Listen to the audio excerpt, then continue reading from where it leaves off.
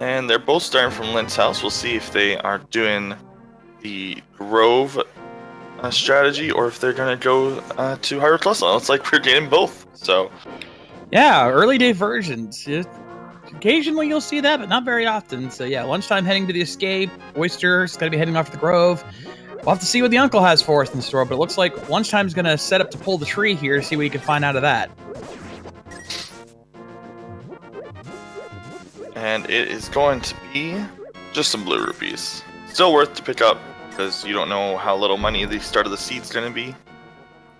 Yeah, you want to get as much money as you can for stuff like the bottle vendor, of course, Zora being the big one, and of course, you know, little things here and there in between. An uncle with a fairy and a bottle. So right off the bat, some early protection. And it didn't look like it was anything at the race game. So just 20 bucks.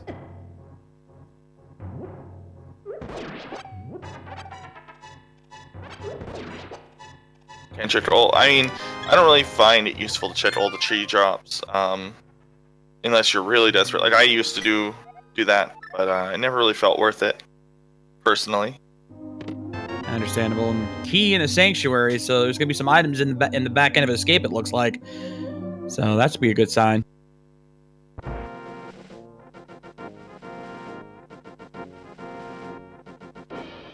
Ooh, Moon Pearl in the tavern. That's an early find.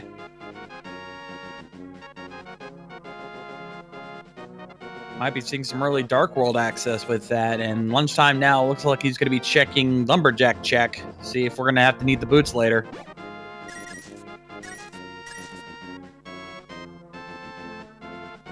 I've stopped like caring to look at this unless like it is the last thing I have had to access and boots, because it's just like it's such a weird requirement to get there. It doesn't really feel worth it anymore to check, personally. And lunchtime proving that only a piece of heart there in the Lumberjack. So yeah, it doesn't look like Aga's going to be as likely as we had hoped. Ooh, hammer in the well. Wow. There we go. One half of Dark World well, 1/3 of Dark World access. Oh no, they have Moon Pearl. Never mind. There we go. Two-thirds of it. 2/3 access. All they need is one of the 2 power gloves that are in the world, and they will be very good. Yeah, it's definitely looking like they're going to be pointing to an early Dark World access, which is interesting because that opens up a lot of possibilities. And heart container from the bottle vendor. So let's see what Blind's Head has to offer.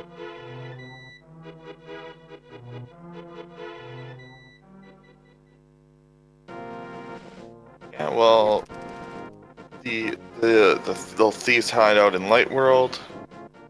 Guy tells you pretty much what you have to do in Vanilla. He kind of just tells you the secret to Thieves Town. So if you end up getting lost casually and know what to do in that dungeon, it's kind of weird.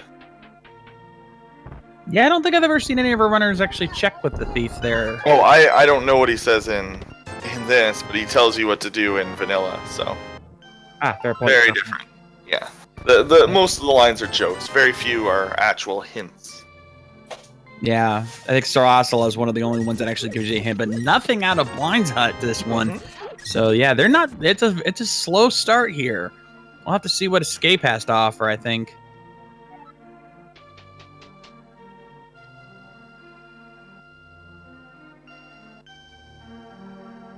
Yeah, I really should talk to the NPCs more. Like one time, just go through and find all of them and see what they all have to say until I get disappointed and half of them are actually just still Japanese.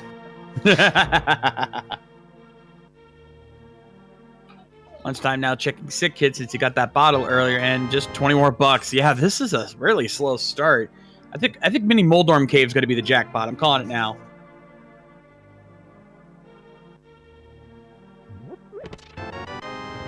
And he got his Moon Pearl now. Lunchtime. I'm not sure. I guess Oyster's checking Lumberjack, which I mean, if you're gonna go the southern way through the town, like you should just ignore it, honestly, because it's just not worth the time. You can check it later when you have mirror. Like when you check, you can just save it to check Upper Cave as well. Indeed, especially in this case. But hey, you know what? our runners seem to have different routes in mind. We'll see how that plays out. And plus, and he's going to save and quit out after seeing nothing up there. So let's see which way he goes from here. Oh, if what you're saying is true utilitarian, Wayne, where Lumberjack hit him hard in his last race, that's even more reason not to check it this time, because overcorrecting for races is a pretty big mistake generally. Overcorrecting for the past race. Every seed is completely different. There's no reason to overcorrect unless you're making like actual like, oh, I completely forgot a spot, rather than this spot screwed me because I didn't check it. And it was like a decent. Yeah, some things like, you know, sick kid and stuff like that, make sure you always don't forget those. But some things like Lumberjack, it's 50-50 whether or not it's really a good idea to check it every single time. It really should be the last place you do anyway. Like unless Ida's already dead, like once you have boots, you can like go do a little dip over there and oh look, there's the item I need. Because that's the only time it's actually going to be useful is when you're running out of choices. You've already killed Adinum.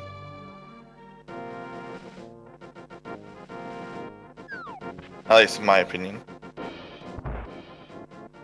No, that's just if you're doing the southern route. If you're doing the northern route, check it because it's right there and it'd save you time.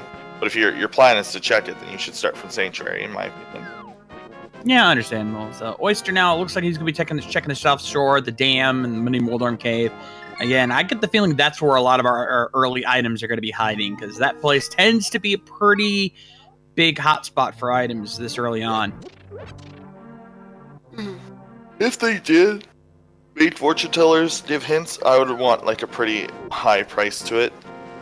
Like even if it was like 30 seconds, like it took them 30 seconds or something, because it seems like that could completely change like the routing and stuff in a seed. That's just me personally. If they were going to do that, although it could lead to some neat like strategies. Yeah, maybe like a good 100 or 200 rupees to tell you where one of the major items is hiding or something like that.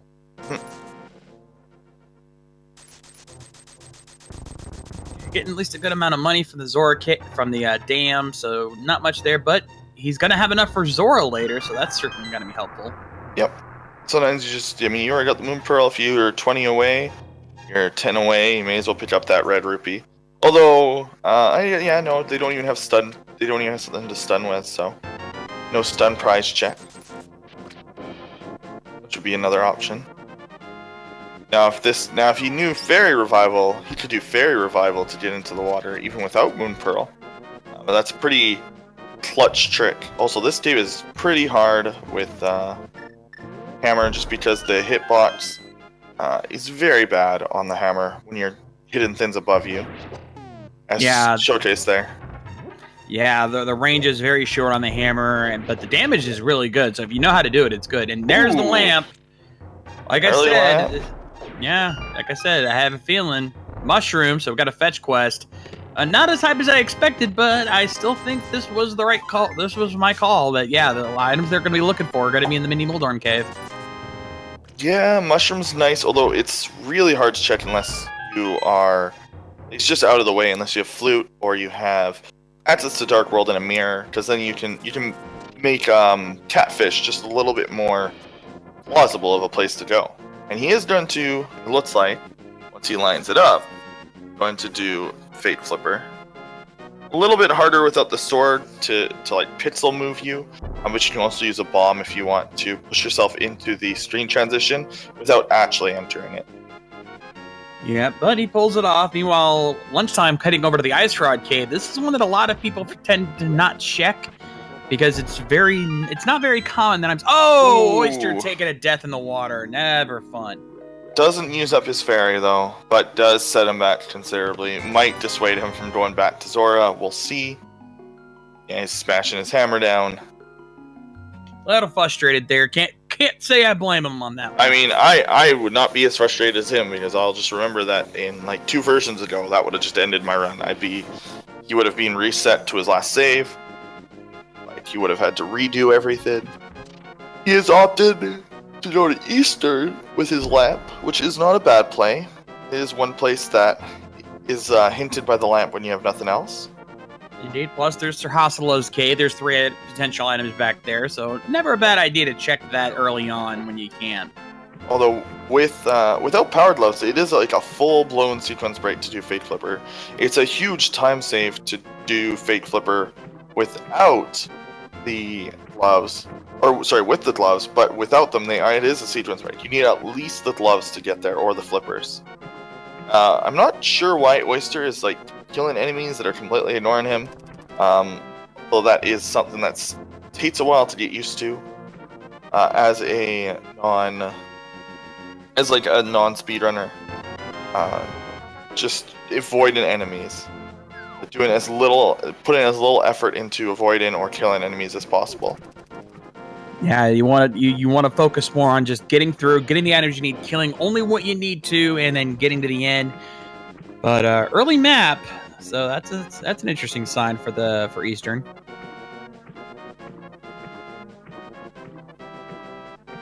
Yeah, he doesn't have any bombs, so I think it would have also been a good idea to stop at the bomb shop south of Lint's house, or a little bit southeast of Lint's house. Just because it can be pretty good. So now we're going to see what Oyster would have gotten. Hopefully, lunchtime gets straight in there. Sometimes you can clip a little bit trying to get in there, and it takes a little bit, but it's in there just fine. No troubles at all there. And big key for Oyster, that's going to be helpful. Not much out of the fairy cave. Yeah, no sequence break for that today. We are going to get to a peek at the ledge and Zora, which Zora very rarely go into Zora itself. It's a sequence break, but in this case, it is. Yep, he didn't actually look at the item. Not sure why. Probably figures it's nothing important. I hope that doesn't come back to haunt him. Yeah, I've seen that. Oh, he touched the...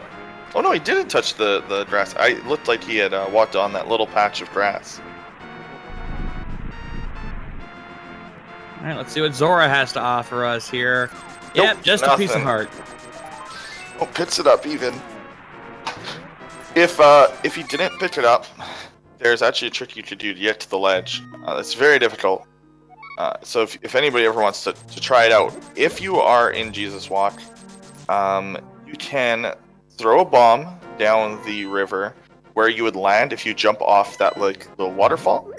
And if on the frame that you hit the water, I think you just have to be in the air and you die, the fairy will revive you and put you in walk-in state in the water again, and you can go pick up the item at Zora's Ledge. Super Stretch has a video of it. It's really cool. It is called Overworld Fairy Revival. It's one of the few instances where it's useful. Indeed, and Oyster are picking up Bombos from the big chest there in Eastern, so we'll have to see if that comes into play later. We haven't even had a map check yet. We don't even know what's a pendant or what's a dungeon in either Dark or Light World. So right now, I don't even know if this dungeon is even required at this point.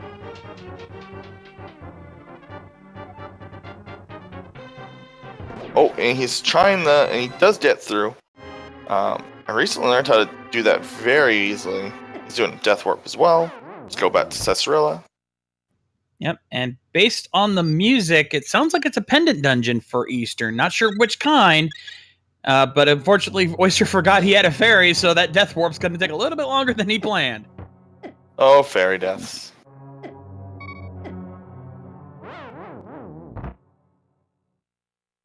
That's been happening quite a bit lately.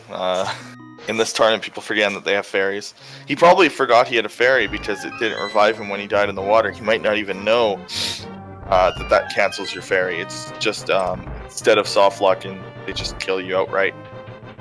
Much kinder. Yeah, now he's heading off to Sir Hossolo's hut, and meanwhile, lunchtime heading downstairs into Zelda's chests. See what's down there once he gets past the chain guard. Let's see what Sir Hossola has. We've got a shield, power glove, and ice. Wow! Sir Hossola hiding some serious swag down there.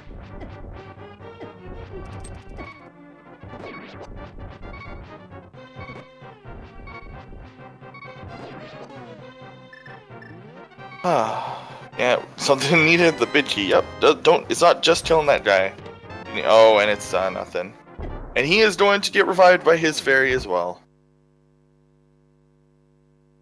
Oh No, no, I think he used it earlier. I think. Oh, okay. Well, we sold the fairy on the tracker, so. Boo, Alvy. Boo. And it's not actually Alvy's fault, but you never put in the tracker. Ever. No. It's hard to keep up. You know, you got to watch 2 screens at once, so it's always good credit. Kova, actually, I believe, is our tracker on this one, so big shout out to Kova on that.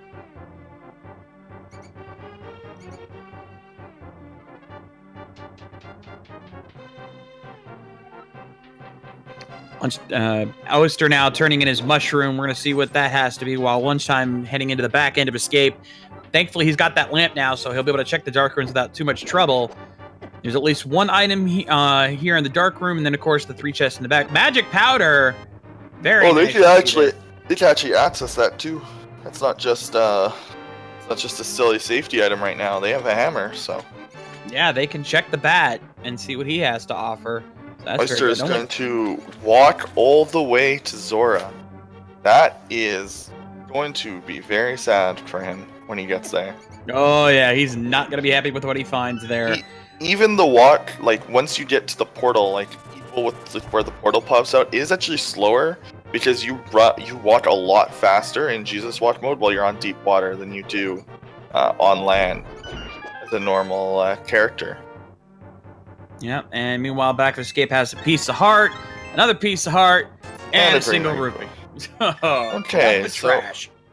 It's definitely not like... Oh, we already have Dark World access from Oyster. Where did he pick up the power glove? I feel stupid. Sir Hassela's hut. Oh, okay. My bad. Yeah, I don't know why he's not in Dark World already. Yeah, I guess he wants to make sure he clears out everything in the light world first before he goes there. It looks like Lunchtime might be also heading over to Eastern to Hassela, so he'll be picking up his items soon. He's going to be very happy with what he finds in there. The reason that I would pick up that I would just go to Dark World and ignore Zora, you can just combine it with Catfish later. He could have combined all of this with Catfish later if he found the mirror. So, like... Instead of having all these like out of the way, really long watts, he could have combined it with what is normally one of the worst items to get in the game. And that was actually Oyster's first oh, and Ice Rod too. Oh wow. Yeah, like I said, totally are really paying off. So that's now here's the question: if he's going to go to Eastern or not. Nope, he is going to save and quit, go straight to Dark World. I like that decision. Especially since we know Eastern is a pendant dungeon, so it's not really worth his time to complete that just yet. So let's see where he goes from there. Meanwhile, Oyster going to be picking up his trash from the Back of Escape.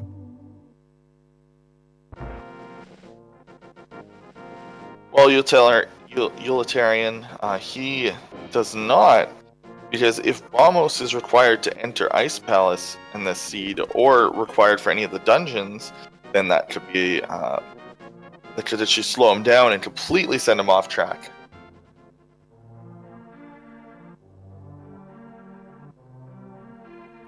Wallkicks, Bombos was in Eastern Palace. That was in the big chest in Eastern. It looks like Lunchtime now, heading off. He's got that magic powder. He's gonna take advantage of it. He's gonna go check what Batman has to offer. See, this makes sense as a light world. Like Oyster checking all these light world areas just seems silly. You just have so much more you can check at once. Yeah, definitely. But this is kind of, Lunchtime seems to have the better routing option in store here. He can go right to the Dark World from here if he chooses. Since he has that power glove. Let's see what Batman has to offer, and it's just a piece of heart. People talk about this Batman glitch too much. I've literally never seen it used or ever be useful and save time. Yeah, I've seen it used a couple times, but very rarely has it ever paid off, so I can understand that. It's like the theoretical, Jesus Walk that starts in Skullwoods. No. If you ever think you have to do that, you just missed something, I'm sorry. You're just missing a location. There's in the theoretical scenario where you somehow don't have access to that little corner of the world, and you have to kill Adenum to get access to it. It's probably actually just still faster to kill Adenum, in my opinion. Yeah, it's a case of if you really are doing it, you're doing it to show off, not to save time. Right? Exactly.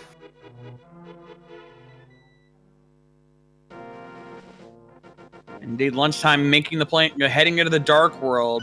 So we're going to be seeing probably either, at this point, I'd say Village of Outcasts would probably be the smarter option. And we got a map check. Skull Woods has 1 pendant, Green Pendant, Nice Palace, Crystals 5 and 6, 5 at Misery Mire, and 6 is Thieves Town. So Thieves Town going to be a really good option right now. Yeah, especially with the hammer, but no sword, so some people are going to be a little bit wary. I don't know if that person will be lunchtime considering where he's going. Yeah, he's making the play on Skull Woods, which he can do most of it, but he can't complete it because he does not have the fires up. Well, he could technically complete it, I guess.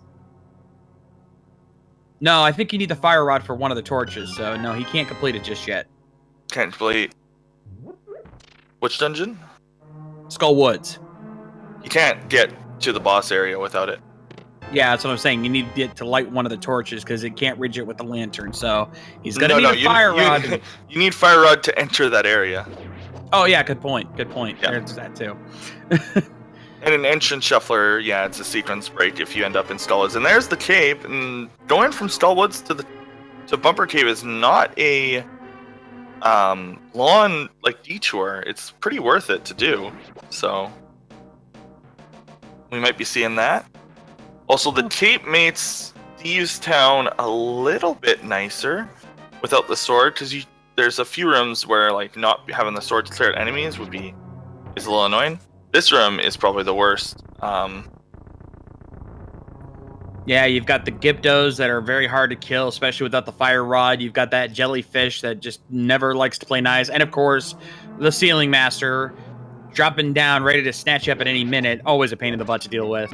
If he had bombos, he could. Yeah, you are going to die. You need to cape. Yeah, you. Oh, you actually don't get picked up by the. There's a little party going on. He's gonna have to death warp to get out of here. And I think he got. Nope, he's good. That was a little stressful. There's the bid key. Bit of a risk there. Yep, there's the death warp. He had to death warp. Yeah, he actually had to death warp to get out of there because he was just gonna die when he entered the next room anyway. No matter what, yeah. Yeah, those two rooms are not separate rooms, so they do not reset upon death. Or sorry, they do not reset upon as a screen for transitioning. Yeah, that was interesting. That's a new trick I think we all may or may not have just learned. I feel like that's a clippable moment. Yeah, so please somebody clip that. I want someone to clip that and note that. Because I will now use that, because that room gives me some issues sometimes, and I'm sure I've had cape 1 or 2 times. Not finding much else there in Skull Woods, so it looks like he might be heading back over to Village of Outcasts. Oh, I didn't know that about the sword swing either. Huh.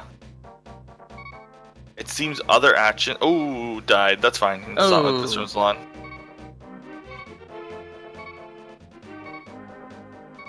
But Bumper Cave not paying off here. Only bombs up there, so not really necessary. But it's good to check it now while you're in the area.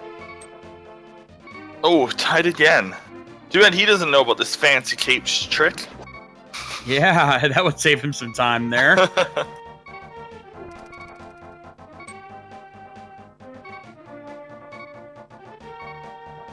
Lunchtime now, heading into Village of Outcasts. Going to be plenty of good item opportunities here. Let's see if one of them does indeed pay off. That helps.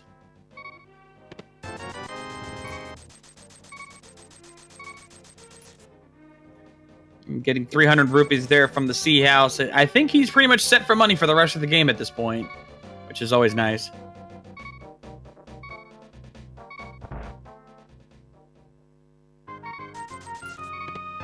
Yep, we got our validation arrow, ladies and gentlemen. Lunchtime is officially validated.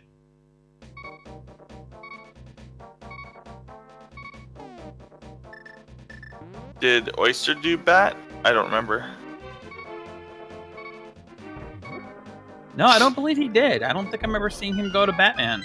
And then again, he didn't get... Did he get the magic powder? I don't think he did. Yeah, no, he doesn't have it yet. That was in Eastern.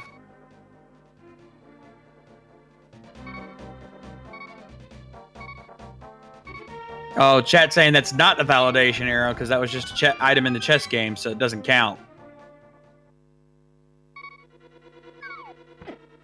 Yeah, you can get one arrow, but if you ever see one bomb there, that's not an item. That's that's part of it. Oh, Oyster doesn't know the bomb jump for Skullwoods. That is a very simple bomb jump to learn. One of the easier ones.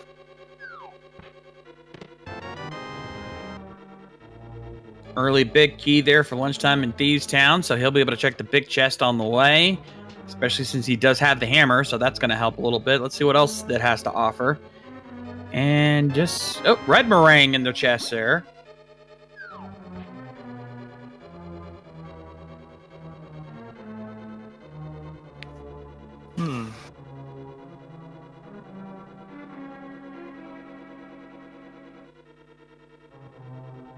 Looks like Oyster's finished up with Skullwoods for now. He's heading into Village of Outcasts. We're getting what few things he could find there. Hopefully he'll be heading to Thieves Town as well.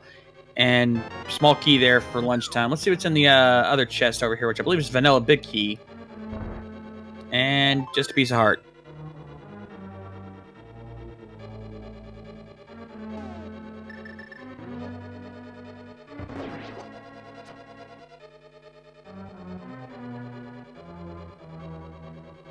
Yeah, and this is going to be just a little bit more chicken. We got quite a few items, though, for progression. Yeah, like I said, it's been a pretty slow start so far, so I get the feeling it's about to pick up real quick, real soon. It just depends on what item's going to be the one that sends them on their path. They don't actually have access to too much. Pod is a poor play because of the weird logic there. Death Mountain is a low percentage because they don't have the other item to get to Eastern Death Mountain. We know that there technically isn't much, or at least we don't know how important Eastern Palace is. It's not going to progress them any further because Magic Bat was a dead end.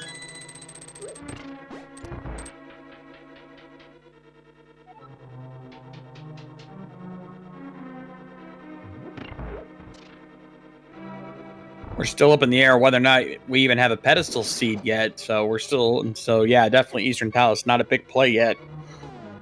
That could change. We're still really early on.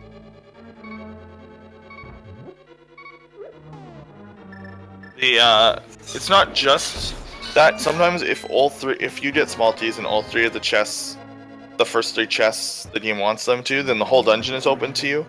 But yeah, the logic for pod is weird.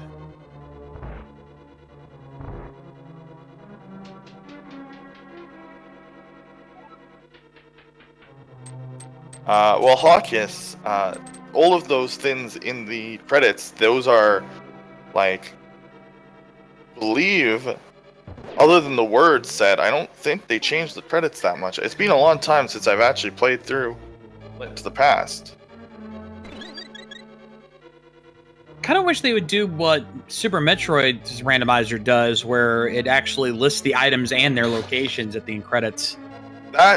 No, what they do is they list all the, but that's because their items, there's only like 10 required items. There's only 10 items needed, so like they can list those. Also, the locations that they can appear, there's far less because they can only appear in a specific set of locations. That randomizer is very different. Like the fact that they've split up, like imagine if you could only get like mirror in other major item locations. Like you couldn't get mirror in like Thieves' Hut, but you could get mirror in any dungeon. So it's a very different randomizer. Fair point.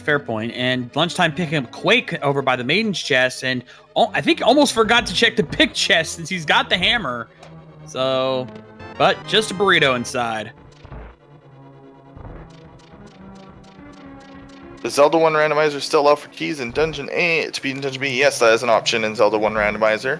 That is kind of the basis of the Zelda 1 randomizer, is the like double dip in, triple dip in dungeons. Yeah, dungeons in Zelda 1 are a lot shorter, so it's easier to find keys. It's easier to have that kind of setup. That's actually more because that's how the game is like That's how the game worked. All right, so it looks like Lunchtime going to be taking on Blind here. I think Blind has the last item they need, last item in the dungeon. So we're going to see how this fight plays out. I'm a little worried here because Lunchtime does not have enough magic to really run the cape very long. So you have to be very careful. Cape doesn't work unless you have a sword. The moment you menu off cape, it's gets you out. Lunchtime taking a death on Blind. That's going to make it a lot harder because now he's going to go into the Blind fight where Blind is going to be ready for him, and he's noping right on out of there, it looks like.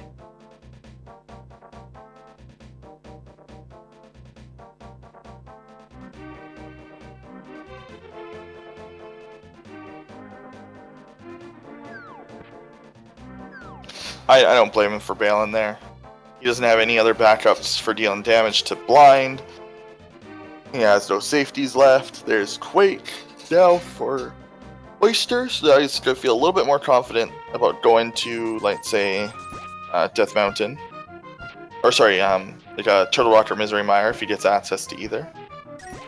Yep. Meanwhile, Lunchtime working on the digging game. See how many digs it takes to find the big item there, and hopefully it's something good this time. It's not very often, but occasionally I've seen big stuff come out. Oh, just a red rupee. Yep.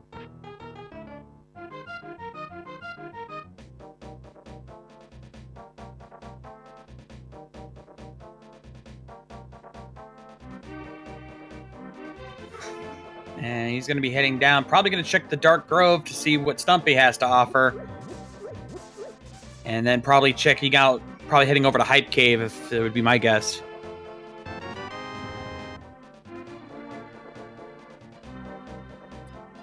Meanwhile, Oyster now going to start his Blind fight. Going to have a little bit more health, but Blind is a very tricky fight. It can turn into a bullet hell real fast if you're not careful. Yeah. Now there's you can still do the scripted Blind fight with Hammer. It's just the timing is really hard. And like we said, Hammer has very low range, even though it's got decent damage. So you gotta be a little extra careful, but it can be done. And does have a red potion. I don't remember him getting that, but good on him. His menuing is very weird. Just gonna put that out there. And I think he just needs one more hit. There he goes. Nicely done. Can we get some hype in chat? We got Hype Cave. No. Gotta try, right? Gotta try.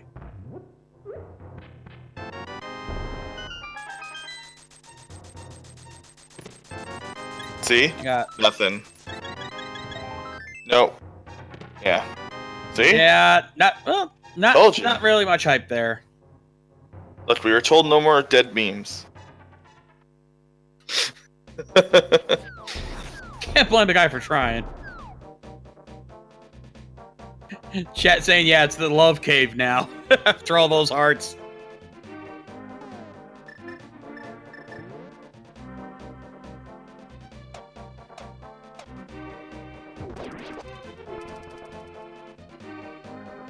And it looks like Lunchtime is probably heading over to the pyramid. Gonna see what's on the pyramid ledge. At this point, we gotta find something soon. Pod might be an option here. No, it isn't. Well, I don't know. I've seen Pod pay out big time in most of the races. I think it's on Death. I think it's on Death Mountain. Well, they don't have a bow. Like, it's just bad. But true. If they went to Death Mountain, I bet they find something. There's half magic on the pyramid. That's pretty good. That'll come in handy later. He should have gone Catfish. He was halfway there. Yeah, that's what I would have done. What is Lunchtime opting to do? Going to Eastern because he hasn't done that yet. Makes sense. Figure do Eastern first, and then you can just go down to the portal down there. Oh no, he can't do the portal because he needs Titan's Mids for that. No, he's heading up. Oh, he hasn't turned into his mushroom yet. That's probably what he's doing.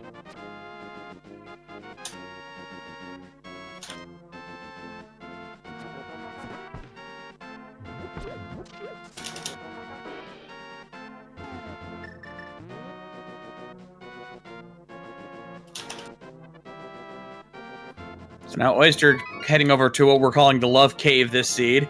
I'm going to be getting all of his hearts here soon. Generous guy paying out generously as normal as he's supposed to in vanilla.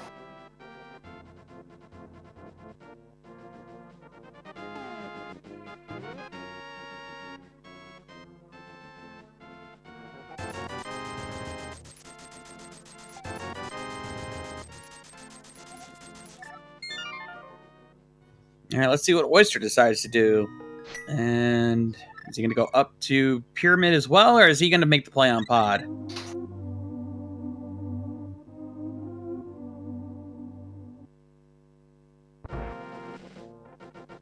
He's heading up, so he's probably he's going to go to the Pyramid and get his half magic here in just a second.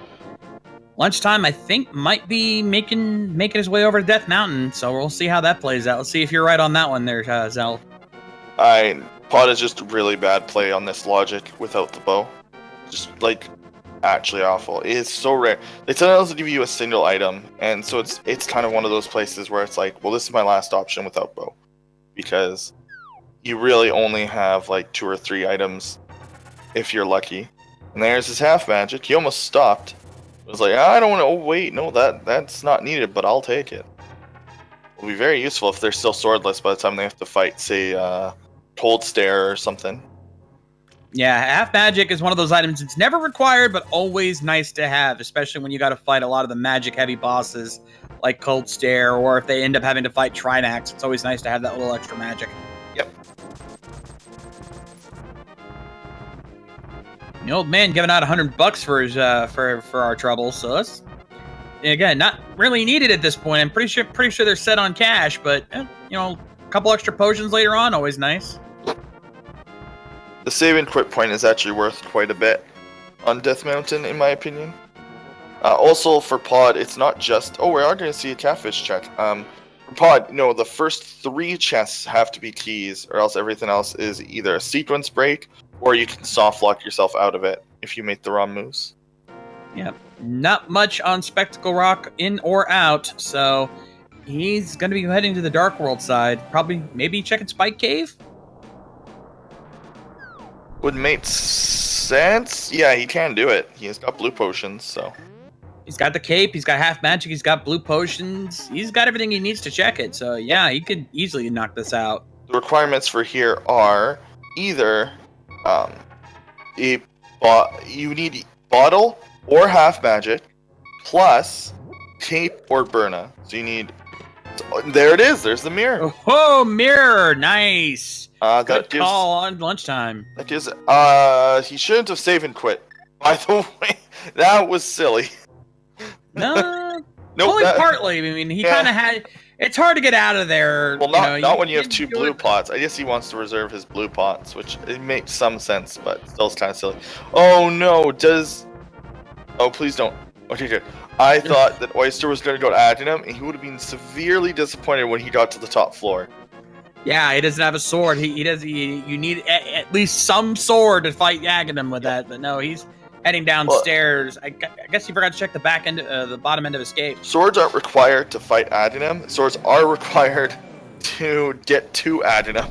So, to get to Adinam, you need at least a level 1 sword to break open the curtain after his room. Oh, that's right. That's right. And now, because of that mirror, it looks like Lunchtime is going to make the play on Tower of Hera. It is a crystal dungeon, so gotta kind of knock that out while you can.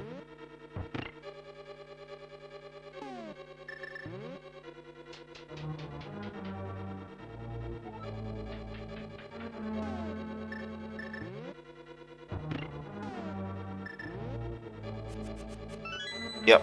You need it for Stolas Vine and to use metals. Sometimes you need it to beat... there's the occasional seed where you need a sword... where the sword is required to beat Cold Stare. Or to even... Oh, there's Titans. As usual. That opens some things up. And he's actually going to go take on the basement, which it's a rare thing to see them take it on this early. Who in chat said that this wasn't a good play? Yeah, I think the C decided to say no. Actually, it is a good play. I told you, like everything in this seed was pointing towards Death Mountain. Like now, the fact that it's in that cave would trip up a lot of runners. lots of runners refuse to go there. Yeah, at least early on, it's very rare to see people hit the Spike Cave. But yeah, Lunchtime took the gamble on it being there, and it paid off for him. So he's gonna be well on his way.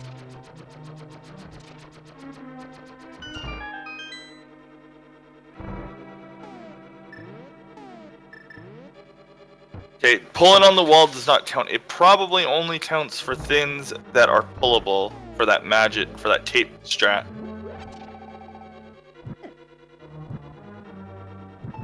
So, like, movable objects and such. Yeah, and I believe that's Vanilla Big Key there, so good that he got that so he can check that other chest on the way. Does count you checked. Okay.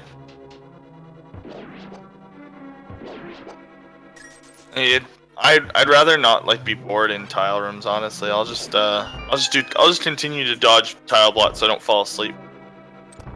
I've heard a lot of runners use that as a bathroom break sometimes during runs.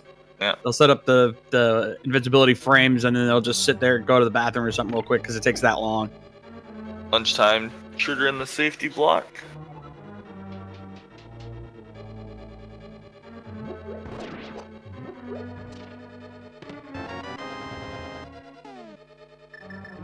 All right, Lunchtime going to set up the bomb jump here for the big chest. If you know how to do this, very useful. Yeah, and there's the other item. Learning the bomb jumps is pretty important, I think, for getting good at this. And lots of people skip them. And if he touches anything in this dungeon, he is dead. He's just gonna kill. Probably not a bad idea at this point. He can get some hearts upstairs before he goes to take on Moldorm. So, probably the smart play at this point. Yeah, he also has blue potions, but just gotta be careful that red beetle doesn't follow you, sometimes he'll follow you all the way around. Time to take on Trolldorm. Let's see how trolly he is today. If you have cape and a sword, though, it can be fun to fight Trolldorm like that. And that was not Trolldorm troll, and that was him getting into a really bad position for the fight. Yeah. Unfortunately, but nonetheless, he's gonna have to go into round 2 now.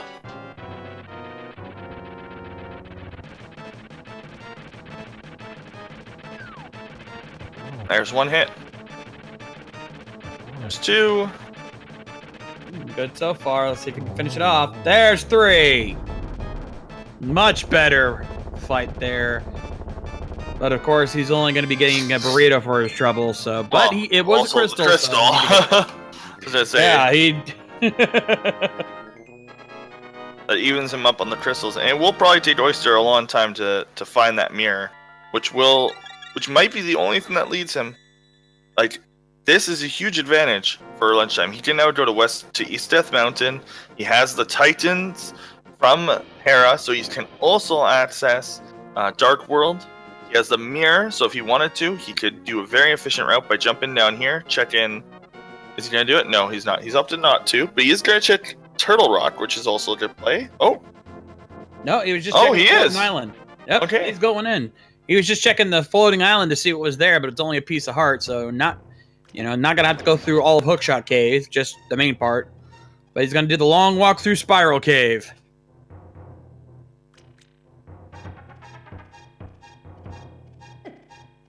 Well, it doesn't matter if he unlocks it now or not.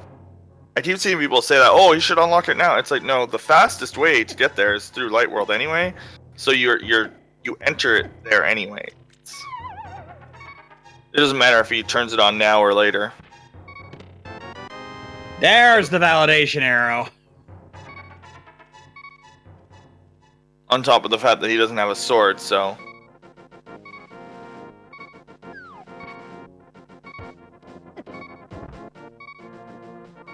Yeah, this is a little bit quicker, so this is how he's gonna get into Dark World here. So, thankfully, he got those Titan Smiths over in Tower of Hera, so that comes into play here. But yeah, no, he's doing the exact right route right now, which is grabbing the warp and doing these caves, and then he'll drop back down because he can just chop away at that block with the mirror. Now Oyster is taking a very interesting play. He's going to pod now. We're gonna see if this is also a off-the-wall play.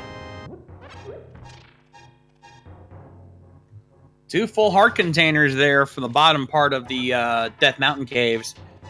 So let's see if the Moldor room has anything. This is often a good place where a big item usually tends to pop up. So let's see if that happens here. Getting through this room though with hammer is not trivial. You do actually have to kill those Moldorms. There's silvers. That's good. There's hey, we got a sword finally. Took that might have been required. Actually, all this, of course, is required, but that's huge. And having those silvers is going to come in handy when he gets the bow, because now he can take care of bosses like the Armos Knights and Helmassar King really easily. Okay, so it all depends on if this place is a sequence break or not. Is based on there's another key, so we won't know for a while because he's going to go up here. But if the drop down chest in that other room is also a small key, that's it. Early Turtle Rock, yes, with that Cane of Samaria that he has. It'll be a fantastic play. Wait, you get the cane? I didn't see the cane. No, I'm being sarcastic. Ah, yeah. Fair point. Shovel in the Super Bunny Cave, and another bottle, and with blue goo. So that's a little extra safety for him. But it would have actually been a decent play if he had, if he did find the cane. Although Hammer Trinex is unfun. Understatement.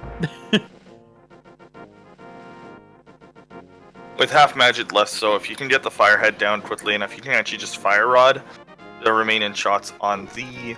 If you get, and you can actually just fire rod down the ice head if you do it. And given how many blue potions he has, he wouldn't have any trouble with that either. So that wouldn't be a bad idea if he has to go that way. if he wanted to kill Trinets with just rods, I think he can. As long as he knows how to do the third phase with hammer. Would be an interesting fight nonetheless. It looks like he's going to make another play on Thieves Town and finish off blind here. He didn't get a chance to do that earlier, but now with the fighter sword and some blue potions, he's going to have a much easier time with that. Mm-hmm. Now, has he paid for Zora yet? Because he spent a lot of money on on those potions. Okay. Yes, they both have checked Zora.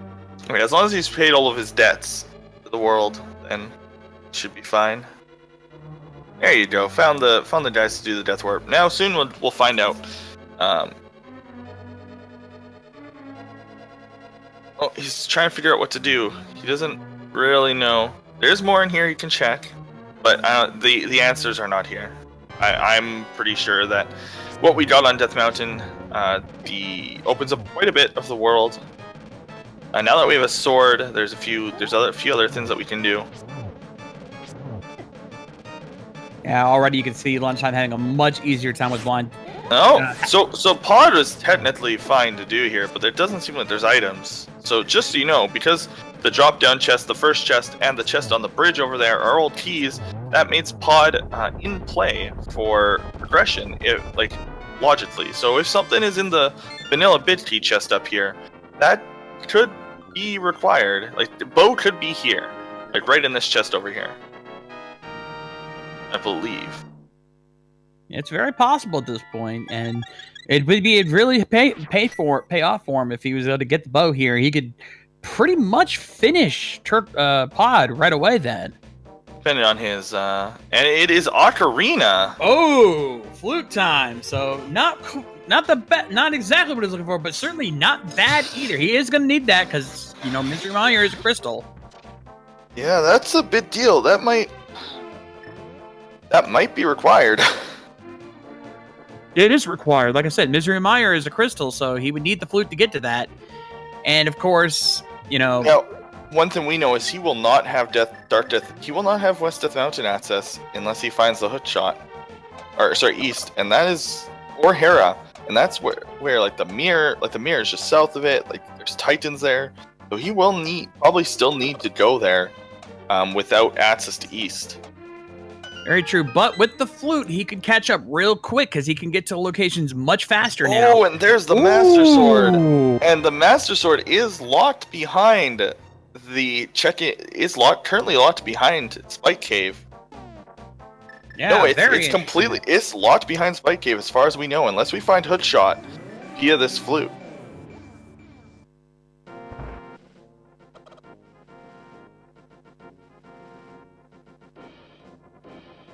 So we're slowly starting to see these guys get somewhere. Lunchtime's slowly getting further and further in, and the breadstick, the breadsmith's only paying out $20, so not really a good play there, but had to do it.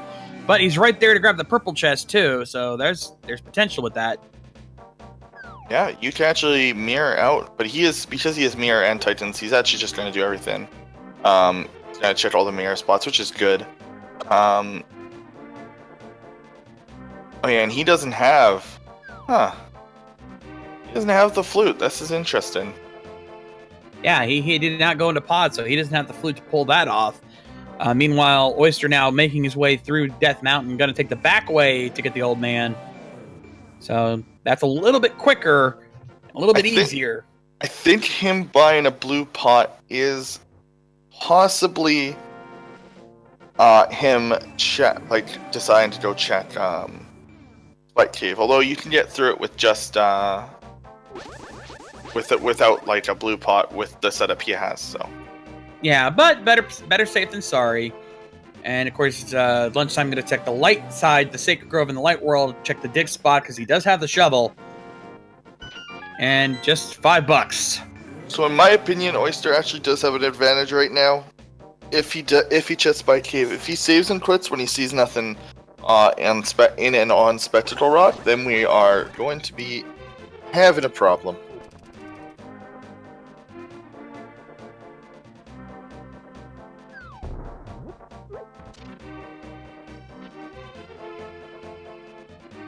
Why would Desert Palace be bow locked? I don't know. Who said that? I don't remember saying that. No, at this point, Desert Palace is an option. Oh, it's partly an option. Yeah, it's an option. Once lunchtime gets the flute, Desert Palace is very easily an option. But he's heading over to... I'm guessing he's going to check the Desert Ledge and then probably headed over to Agnes Cave. Oh no, he's heading straight to Agana.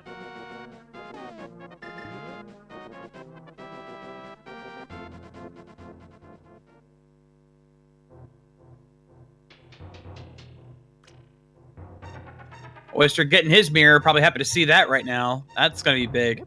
And bombing the chest.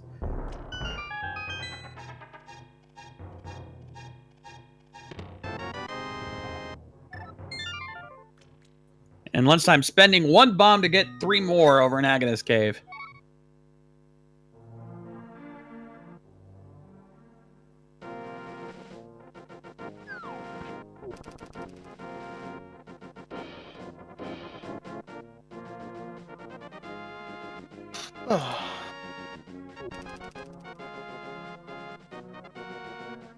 And it looks like lunchtime might be making the play on pod here. Let me see, which way is he going? No? Is he going into the Eastern? He might be. This made sense. He doesn't know where Flute is. Oh, and I just noticed he fluted... Wait, what? Why is Oyster here? I looked away for half a second to do because of a message, and I completely missed. So you just saved input and didn't continue up the mountain? Yeah, that is an odd play, and I'm pretty sure lunchtime's already checked most of Eastern. He doesn't have the bow, so he can't go much further. No, lunchtime hasn't done Eastern. Oh, okay, lunchtime hasn't done Eastern yet. Never mind.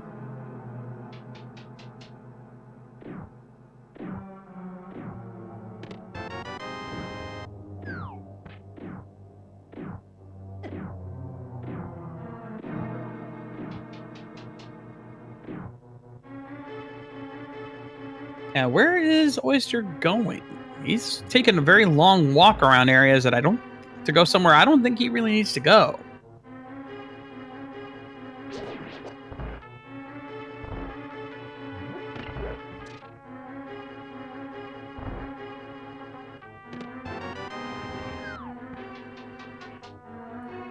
Yeah, he's gonna check Bumper Cave.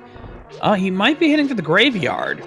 Gonna probably check what's in that ledge back there, though. I would have considered waiting until you had the boots so you could check King's Tomb at the same time.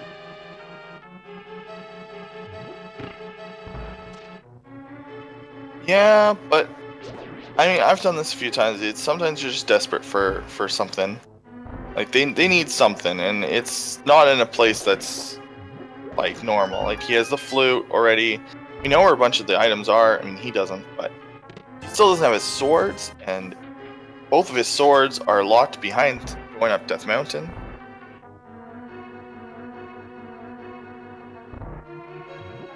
Lunchtime now, about to pick up his Bombos medallion. Not gonna find much else here, unfortunately.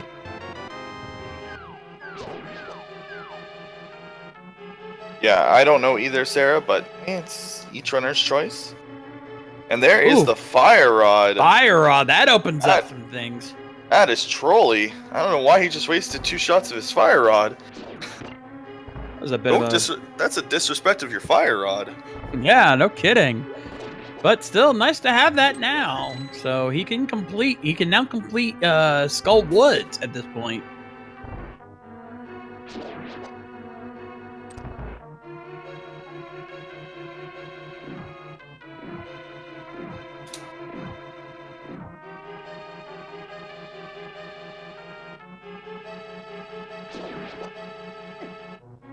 And both our runners doing some very odd routing at this point. I don't know what they're thinking with this.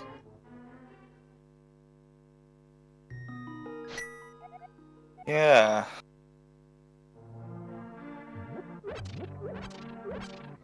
I thought that his blue potion was so he could not have to save and quit. Like just. Well, saving and quitting I get to some extent, but not immediately going back to mountain area and finishing the rest of Death Mountain. That doesn't make any sense to me.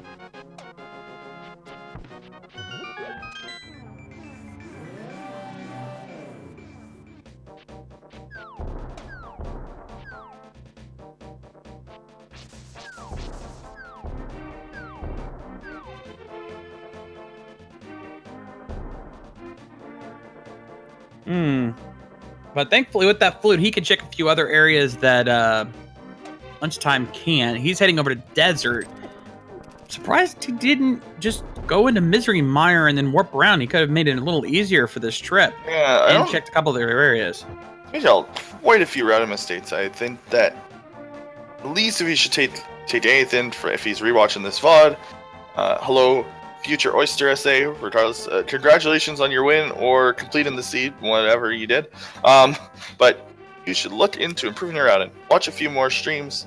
That's how I've improved most, is by watching other people rather than playing myself. Yeah, that's my advice to everyone. Watch runners. Also watch Andy's NMG tutorial. Seriously, you learn every trick. Exactly. Yeah, like just watching other streams is how I've been able to do my commentary as well as I have, because I've learned all of the routing tricks and all the strategies. So always a good idea to make sure you see what the pros are doing so that you know what you're doing when you go do this kind of thing. I'm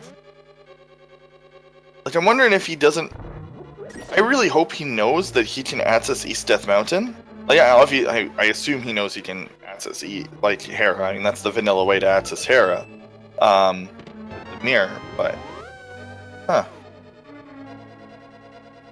Meanwhile, Lunchtime, you got to make the play on Pod now. He'll be happy to see what items he finds there. Once he finds that flute, that's going to open up some room for him, and it's really looking like the advantage is going to Lunchtime, because he's been routing a little bit. I mean, he's not been running super efficient, but he's been running efficiently enough, and he's got a slight lead, I would say, over Oyster.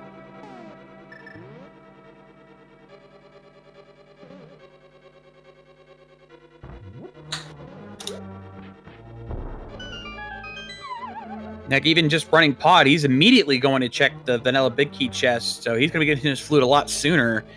I mean, at this point, I would say after getting the flute, he could just head right back out, because there's really not much else to do here, though he probably will check what he can of Pod, all things considered, and that looks like what he's doing.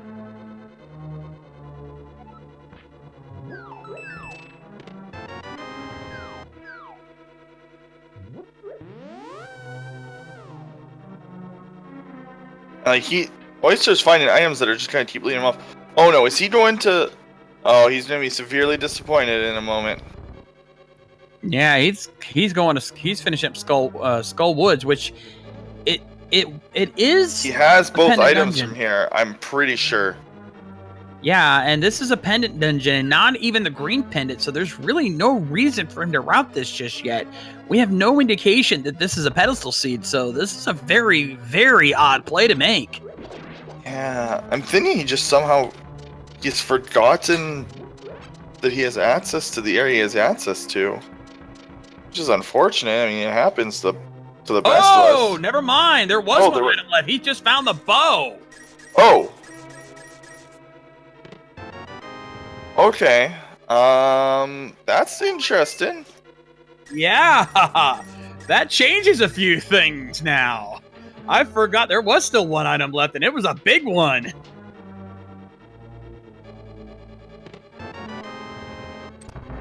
Now his routing's making a little more sense. Now he can finish up the rest of Pod and then turn around and do Easter if he chooses to. He still needs to go to Hera.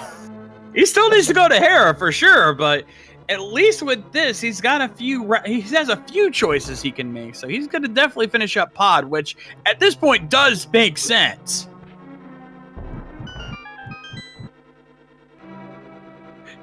Yeah, chat saying smack talking casters. Yeah, we just got called out on that one. I mean, he's still missing his swords and titans. Like, unless he finds Hoodshot on Helmasaur, like, he's gonna be in some trouble. Yeah, again, he's not doing the best of routing, but at least here there's a little more understanding with it.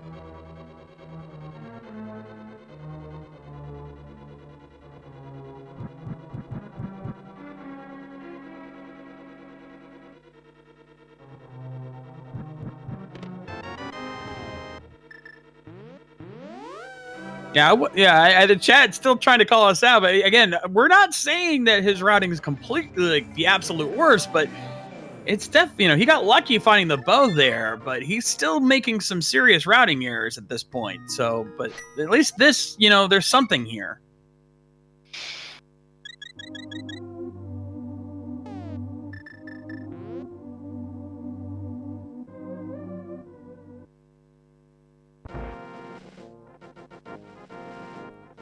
Lunchtime, finishing up his looking to Pod, not finding what he needs to. He's going to go activate his flute, I would assume, which is going to open up some possibilities for him. Question is that he's still got to find that fire rod in the back of the cave, and then after that, maybe he'll go pick up his bow. But it's 50-50 which way these guys are going to go at this point. Yeah, like chat said, Lunch finding his way with his turn equipment to that fire rod and then to that bow. But then Oyster at the same time, like, he'll need to find Hoodshot if for some reason he thinks he can't get to Hera.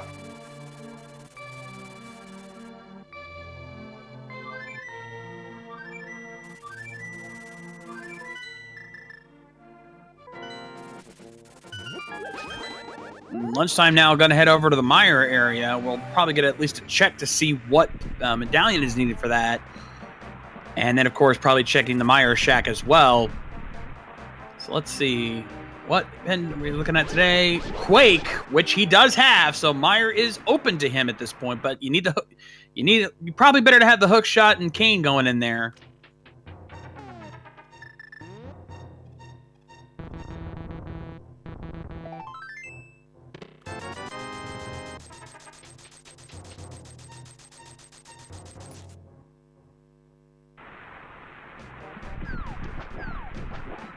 I'm going to be very interested to see what happens with these odd... So Misery Mire is accessible, which is huge. Yeah, definitely some interesting routing going on here. Bloomerang in the checkerboard cave, and he does not need that, even though some say that is the preferred boomerang.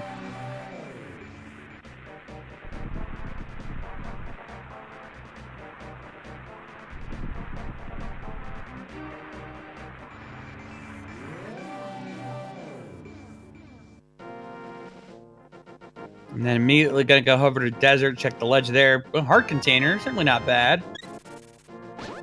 And then probably gonna head into desert, and hopefully it's not boots locked, so he can clear that. But more often than not, it is, because there's almost a good chance that either one of the two types of keys will be on the torch.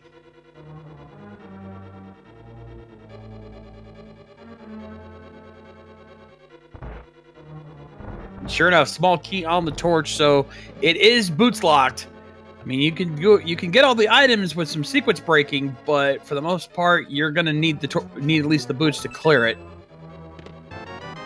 Oh, and we've got the big red cane.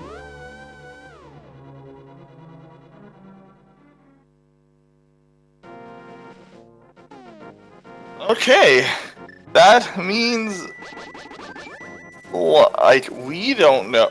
They don't know this, but we know that Turtle Rock is in play right now. Well, Turtle Rock can be completed at this point once he gets his fire rod. But it's a question of when is he going to get that?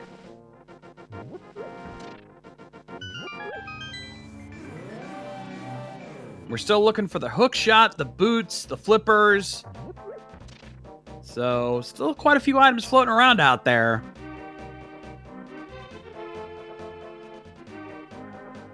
I think lunchtime's on his way. I think you're right. Yeah. That seems to be where he's going. He doesn't have many spots to check either, so this is completely the right play. And he is going to be very ecstatic to see what's waiting Fire for him. Rod is actually, though, going to send him not to where we want him to be sent. He's probably going to find his Fire Rod and then go to Turtle Rock. Yeah, even the chat's saying, will he go back to Skull Woods after finding that fire rod? I mean, Skull Woods is a pendant dungeon, so the odds of him checking that are very slim, and that's kind of come back to haunt him considering what's waiting for him there.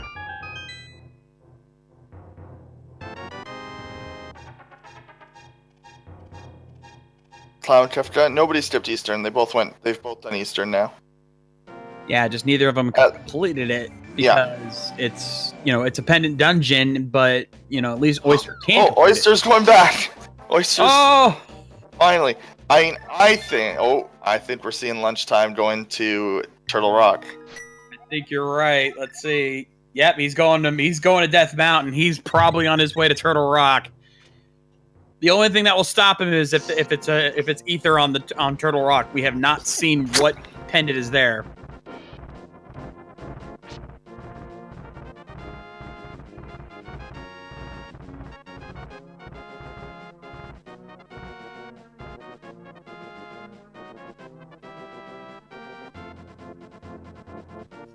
So we'll have to see that. But Oyster indeed finally making his play on Tower of Hera.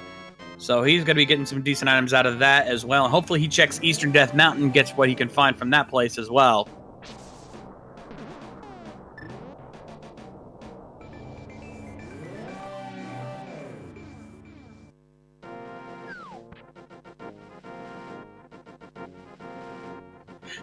And Oyster just destroying every chest he finds items in. Constant frustration coming out of Oyster, it seems.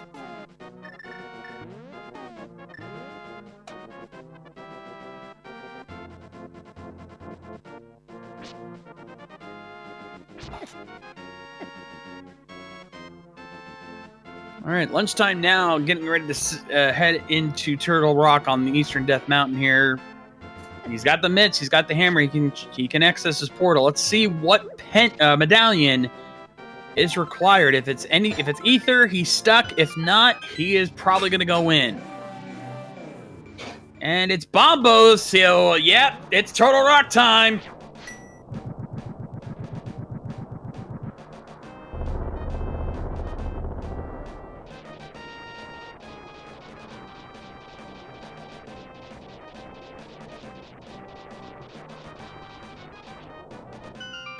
But as chat points out, he's going in with green mail, so it's going to be pretty tricky to get through here.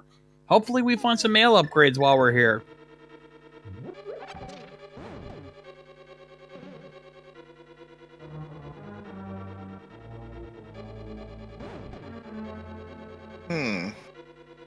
So the only issue is that this is going to take Oyster like a while to get to this point. He's gonna have to go to desert, so he has an out of the way location too to check. Are they both pendants, or is desert crystal? Desert's a crystal. Okay. Yeah, desert's a crystal, so boots are required. Ice Palace is not required, but Swamp Palace is, so flippers are required, and of course hook shots required. So those are the items that we're looking for at this point. So I don't know what we're gonna, it depends on what we find here in Turtle Rock.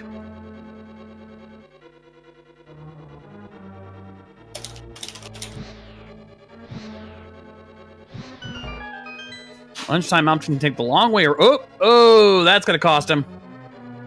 Hey, my stream. There we go.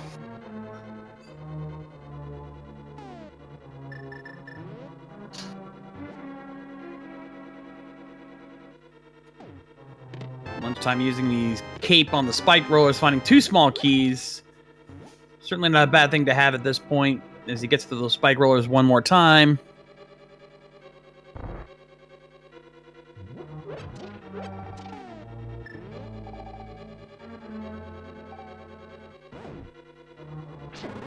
Ooh, bounces himself off. That is unfortunately entirely his fault.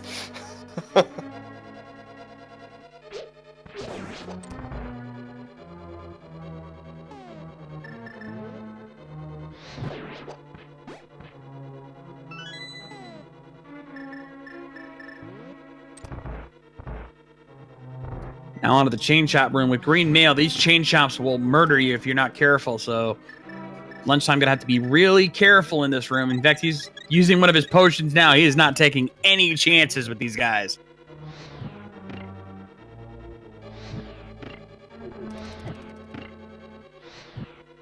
As he shouldn't. Those chain chomps hurt when with green mail. I think it's like 4 hearts, 3 hearts, something like that of damage. I think it's 4 because he's taking at least 2 hits off those guys. So yeah, 4 hearts of damage with green mail.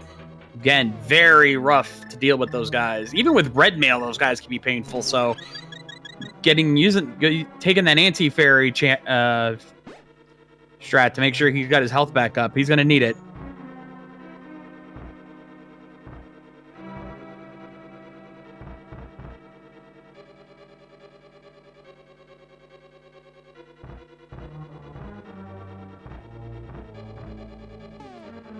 We're now heading up to take on Troll Dorm.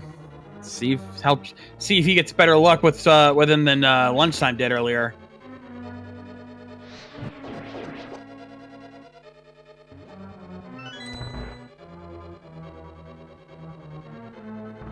Yeah, really good fight there for Oyster. So he's gonna be happy. There's the hook shot. Okay, so Oyster. This is okay. Wait, are they in? They might be in go mode. We don't know. No, they are not in go mode. They need the flippers and the boots to be in go mode at this point. You're right. I forgot that Swamp is required. I've had so many seats where Swamp isn't required that my brain's a bit, Understandable. I haven't needed flippers in a very long time, honestly. Yeah, but they also need the boots, and I remember one of the comms I did the other day, boots were not only required, but were on pedestal, which was a nightmare. That one was a 2.5-hour stream run before someone finally won, so let's hope that doesn't happen again.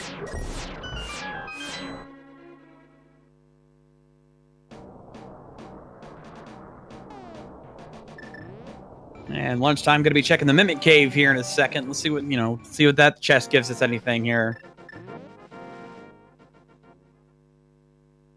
Hookshot does open up Mire now. Okay, so there's a little trick here. You can actually pull on the wall there, and if you pull on that wall just under that first opening, all of the minutes will walk perfectly into place if you pull that bottom mimic in front of you. It's a very cool strat. You should look it up. Makes that room go by really fast. Yeah, Lunchtime having a little trouble with that there, but was able to get through and only got a bomb upgrade for his trouble. So back into Turtle Rock we go. Oh, I feel for him because he's gonna have to do laser bridge with only the Fisher Price shield and Green mail. That's going to be brutal.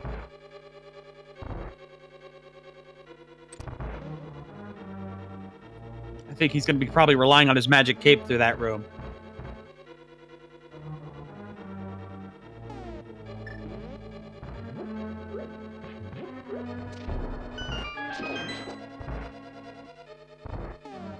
Oyster now finally checking East Death Mountain. Going to be getting a lot of his items upstairs here in just a minute. Still not finding anything major in Turtle Rock yet outside of that hook shot. So let's see what else he finds. Again, I think a lot of the items are going to be on that laser bridge.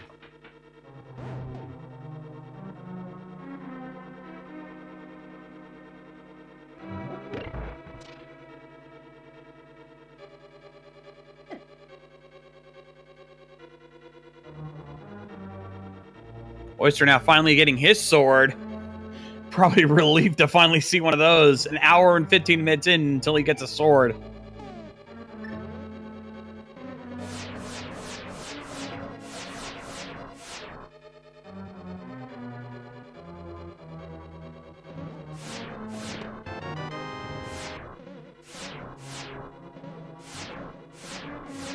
Lunchtime being very careful and being very sparing with his cape. Not really a bad idea here, so... But not finding much, unfortunately, on the laser bridge. Yeah, pretty weak laser bridge, so I guess I was wrong on that regard.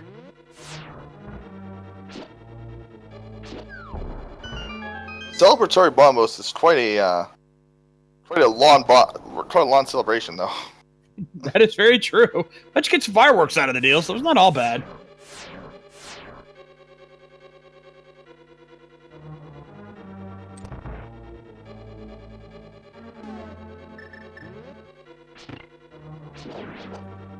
Lunchtime getting ready to head off to Trinax. I think Trinax has the last item at this point. Because I think we found all the other dungeon items already. So we'll be seeing what Trinax has to offer. Who knows? Maybe that's what they need. We'll find out shortly. Will be a little tricky. He's going to have to probably rely on the hammer, or he's going to use Master Sword strats. We'll see. With half magic, Master Sword strats are fine. Without half magic, you have to basically play perfectly. Oh, he's gonna go for the hammer, so he's comfortable with the hammer. That's a little risky, but I like it.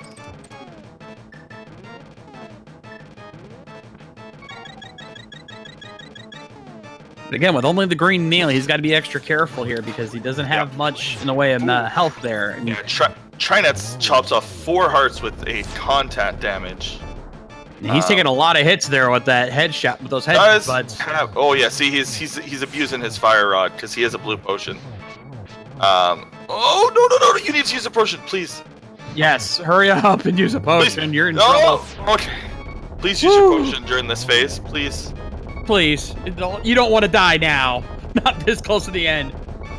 Though I think he did use the safety exit over in the laser bridge to make sure. Yep, there he goes. He's getting his potion now. He's not taking any chances.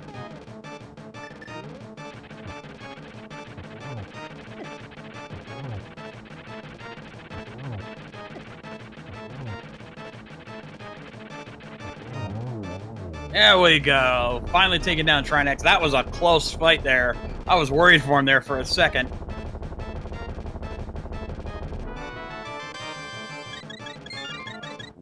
And getting the Sank Heart from Trinax there.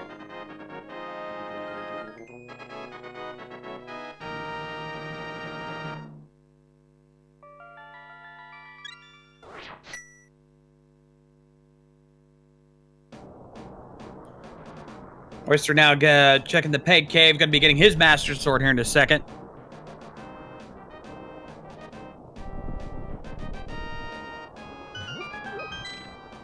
On lunchtime, finally checking the Hookshot Cave.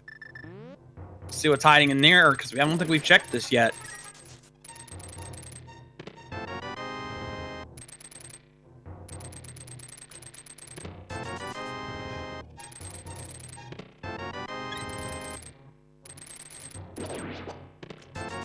But not finding much there. So I would say at this point, either Pod or Misery Mire is where he's going next.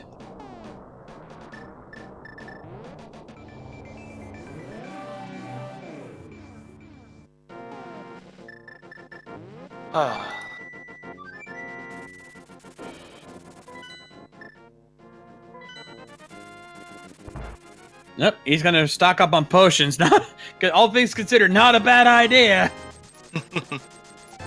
At least he did get through Turtle Rock. That's gotta feel good. Yeah, dying at Turtle Rock, especially after he used up all his potions, that would have been devastating for him. And it looks like he's heading to Misery Mire now. He's got everything he needs to clear it, so not a bad play at this point.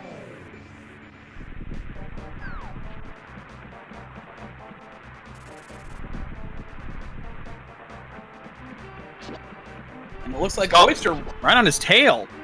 Yeah, going to Skullwoods seems really dumb if you're lunchtime right now, considering you have pendants you can finish. Yeah, it's just too bad that there's a very critical item there. Yeah.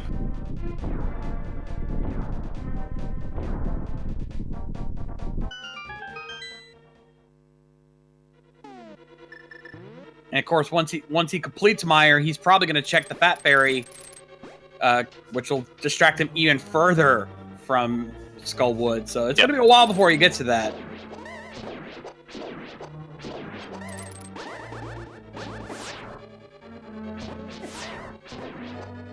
They are actually even on crystals. They just have different crystals. Yeah. And I would say in terms of item progression, Lunchtime has a slight advantage, but again, that one item is probably going to throw him off.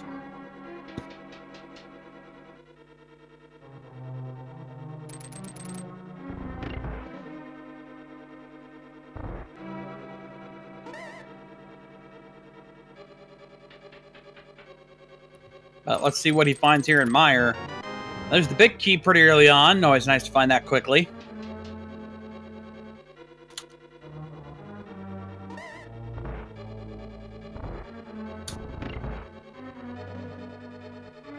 And if you're one of those few runners that actually knows how to do hovering, you could, having the key there is a big advantage.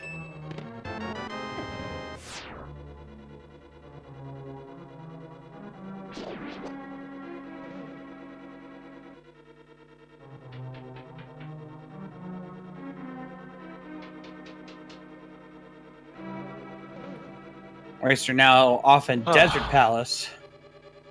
Gonna find out that that's boots locked.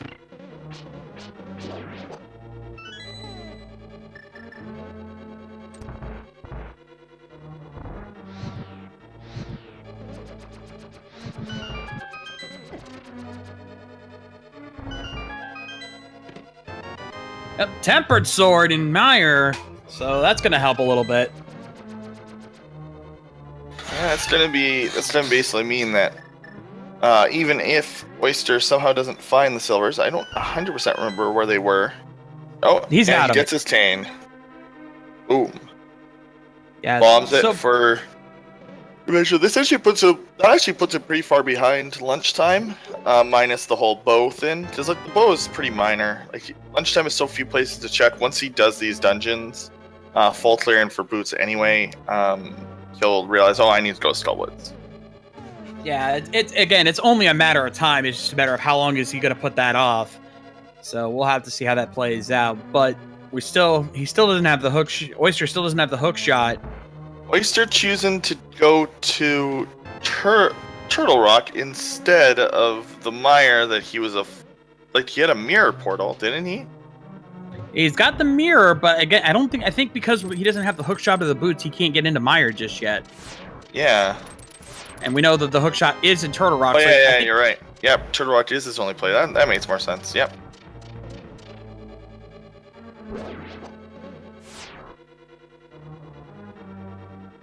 Oh, dude, he does have silvers then. My bad. Yeah, he got those with his sword, if I recall. I'm used to Fiesel's checker, and other checkers where silvers is separate. Understandable. Thankfully, I'm used to these other trackers, so I'm used to seeing what's what here. But lunchtime, I don't think checked the big key chest. Nope, he did. Okay, never mind. Oh, maybe he didn't, because no, Vitreous doesn't necessarily have something. Maybe he didn't. That's a silly. That's what we call a silly risk. Yeah, and until you're in go mode, you got to be careful what risks you take, because as we've already seen, you miss that one chest and it can come back to haunt you.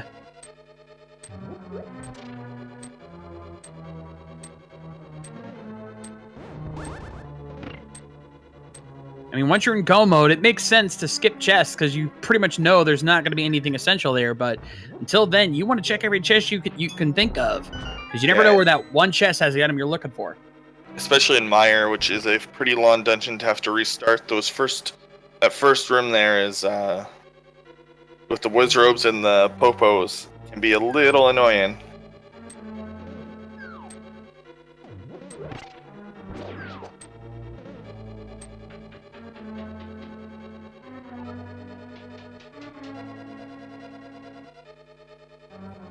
But lunchtime getting ready to take on Vitreous here.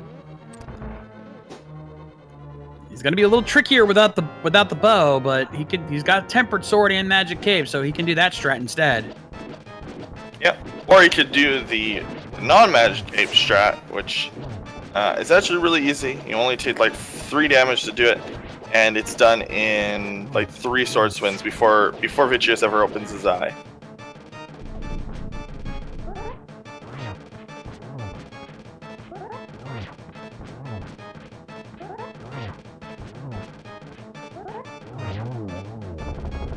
But lunchtime having no trouble with Vitreous. Very quick kill on that, and only getting a compass. So yeah, that left side Mire is probably where the last item's hiding.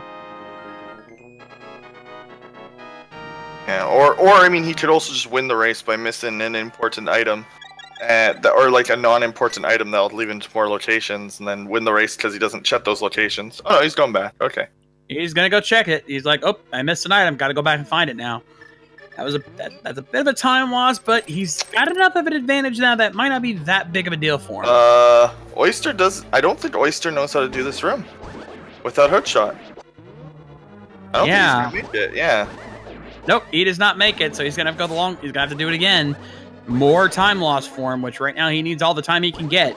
Okay, maybe now he might do it right. There we go. Okay.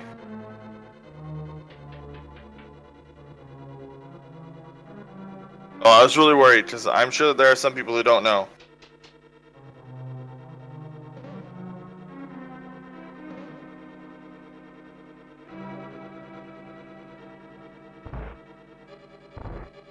So he didn't do right side, then I guess. Nope, he's checking it right now. Did he just go mode it? Like, I'm confused. He didn't do right side. He didn't do right side or the big chest. Like, those are some questionable decisions.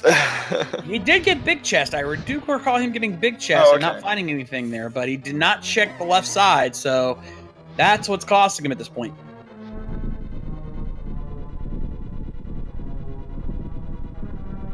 What would lead him to Skullwoods now, having no other options? And then once he finds the bow, he would just go mode? Again, he still needs to find boots and flippers. Yep. So, like, there's plenty of stuff they both runners still have to find. There's flippers, now he can go to Swamp. It's a good thing he went back for that. That would have been bad if he had missed it. Mm-hmm. And this seed, you can't just sequence break the flippers away. For Ice Palace, you can technically get away with it, but not for Swamp Palace. Yep. That's why I said what I said. I would do Swamp 2 Ice. Normally I would do it the other way around, but in this case it makes more sense because you can do them back to back. But yeah, he could also check the Fat Fairy here. Now, the problem is that now that he has more dungeons opened up to him, it will take quite a while for him to end up back in Skullwoods. Yep, every time you find another item, it takes you further away from the one that you don't know you're missing. Oh, he's gonna go to Swamp instead.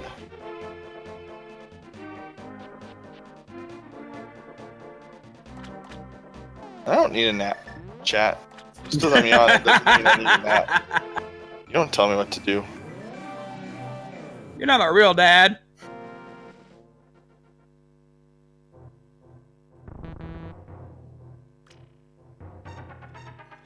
Yeah, I think that's what they're gonna do. Is he's probably gonna do Swamp first, and then on the way out, go check Fat Fairy because he does have both of those crystals done. So that would make sense to some extent. Yeah, I feel like Oyster's gonna lose the race if he just light medallions at every chest. Like, there's a lot that I think he's underestimating how much time he's losing. Not just with casting it, but then the extra menu in.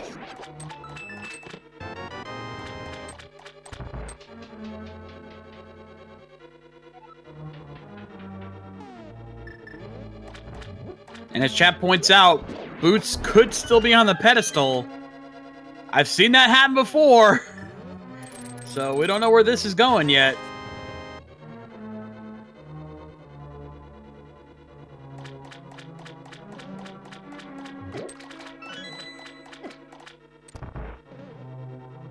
I've seen it happen where they had to pull a blind pedestal, and that's where the Boots were hiding. So that could come back to haunt them later if they, if they have to go through all those pendant dungeons.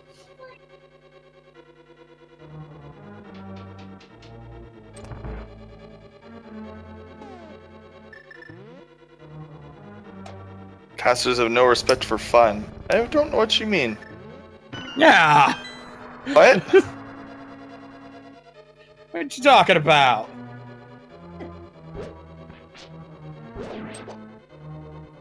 Truth be told, that race was exciting to commentate, but man, it's the runners that hate when they have to do that, not us. We love it. Mm-hmm.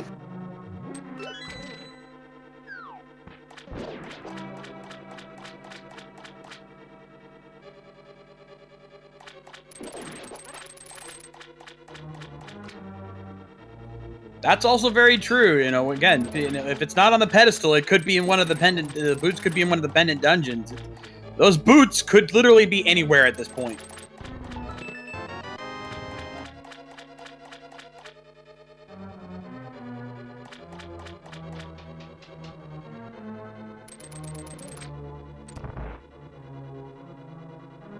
I mean, I prefer to show showmanship by just doing rooms. Okay, I thought he was gonna skip this chest. Which would have been fine, but would have been weird. He does not. Yep. Lunchtime not checking left side Swamp Palace, so if you don't find anything else here, he may have to go back in there, but this is one of those cases where most runners don't usually check left side Swamp unless they feel they have to. So I don't really blame him in this case, but let's see how that plays out for him.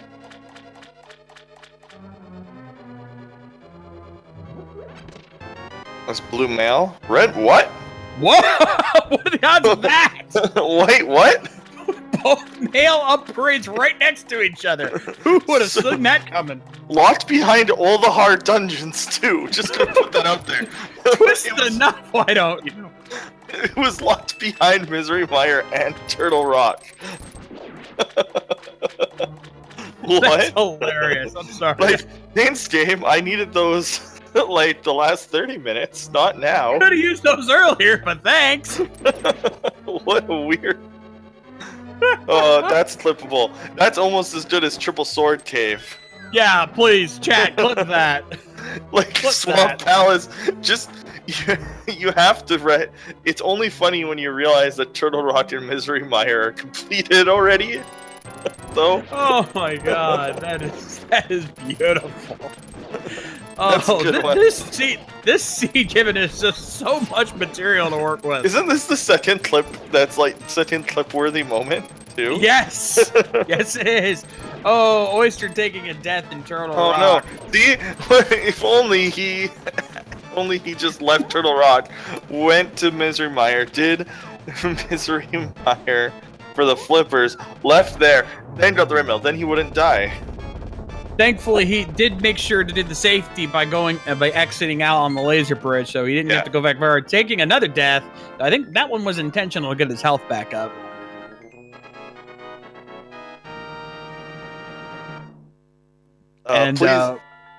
Please remember to clip, and there is a clip submission, I think, in the schedule forum, so you can do that if you want.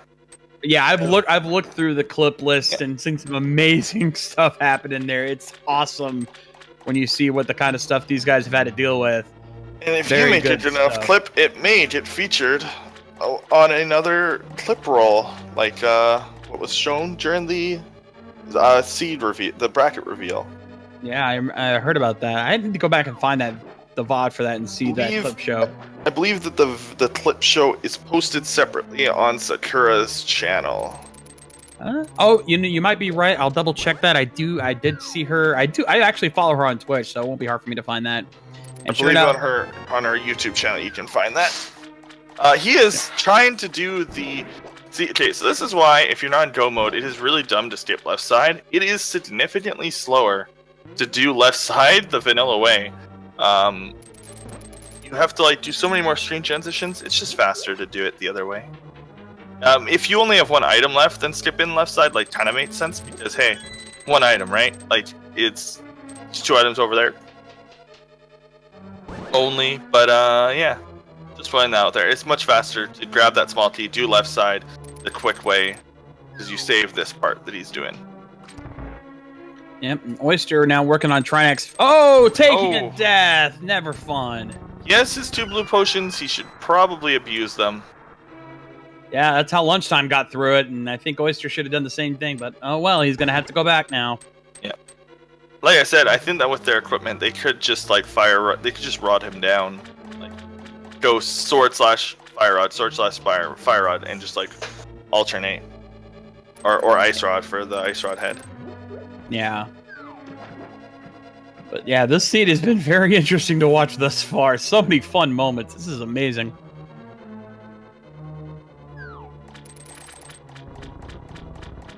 Triads wins every race. Yes. Except for the times when we have golden sword. Oh yeah, then he just gets his butt handed to him. Actually, Ron, you'd be surprised. I've seen a lot of runners practicing boss fights before their races. It's just sometimes the bosses just like to troll you. It's as simple as that.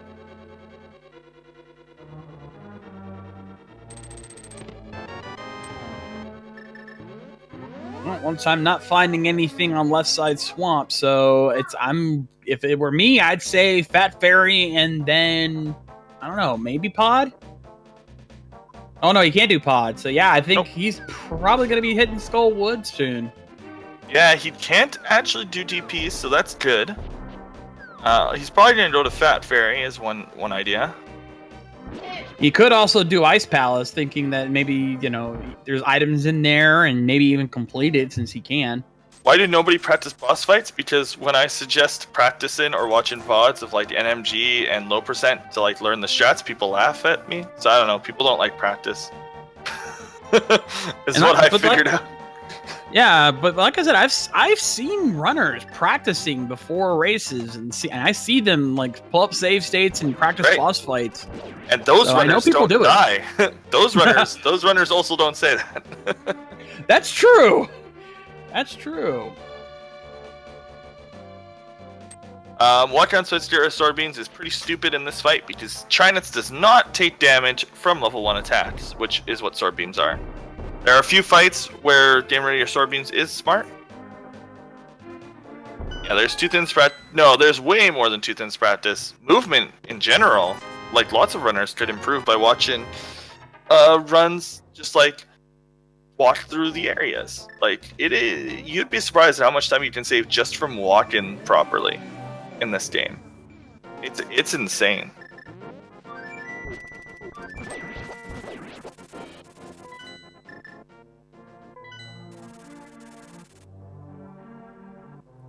All right, lunchtime. Looks like he might be heading back to Skull Woods at this point.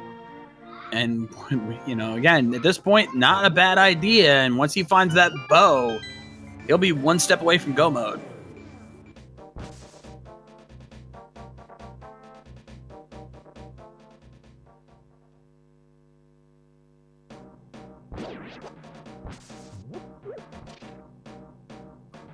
And I think Oyster has finally finished off Trinex, so he's off to Misery Mire now. Gonna be getting his flippers pretty soon. So he's on a good path. Both these runners finally getting on a good track here. We might be it's getting closer and closer every second.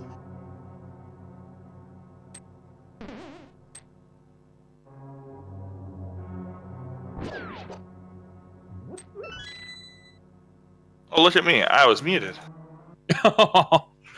Don't you just hate when that happens?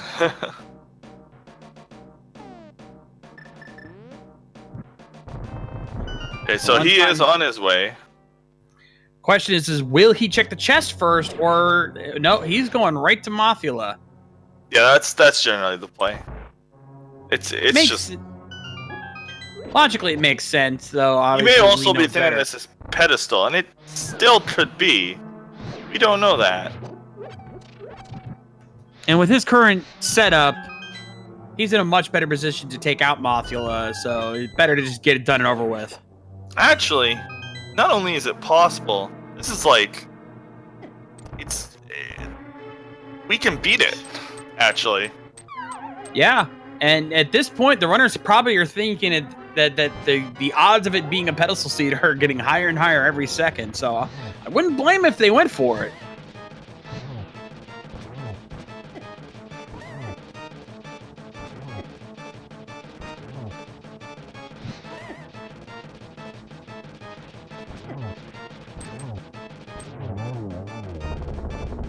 Pretty decent fight there against Mothula, not badly done at all, getting the burrito, so I'm willing to bet he's going to go back and check that other chest and finally get his bow.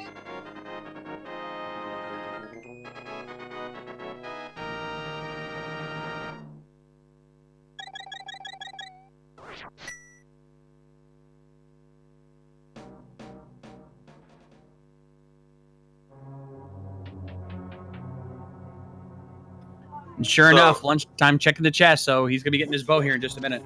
Yep. Honestly, I like getting the pendant here, because I think I'm leaning towards a pendant seed.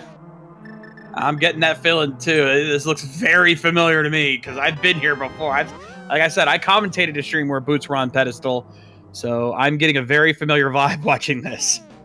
Now, he can go to... Now, he's already gotten most of Pod and most of... Eastern, so maybe Ice Palace makes more sense right now, but he's gonna do Eastern and Pod. Again, it makes some sense. Clear those two out, definitely get Pod out of the way, maybe do Eastern if he is thinking pedestal, so because it's right there. Yeah, Armos Knight, Eastern's a very easy dungeon to clear.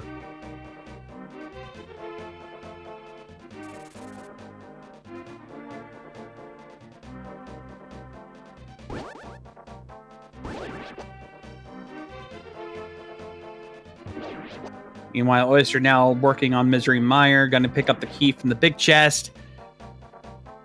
Since we're pretty much seeing familiar territory, I think we should take this opportunity to remind you guys, if you're enjoying these runners so far, please give them a follow on Twitch, OysterSA and Lunchtime ATH on Twitch. And of course, our tracker Kova, our restreamer Alvi, and of course, myself and co-commentator Zelda TV. Make sure you give us all a follow. Definitely, see what these guys have to do outside of these races. I'm not Zelda, before you follow me for that.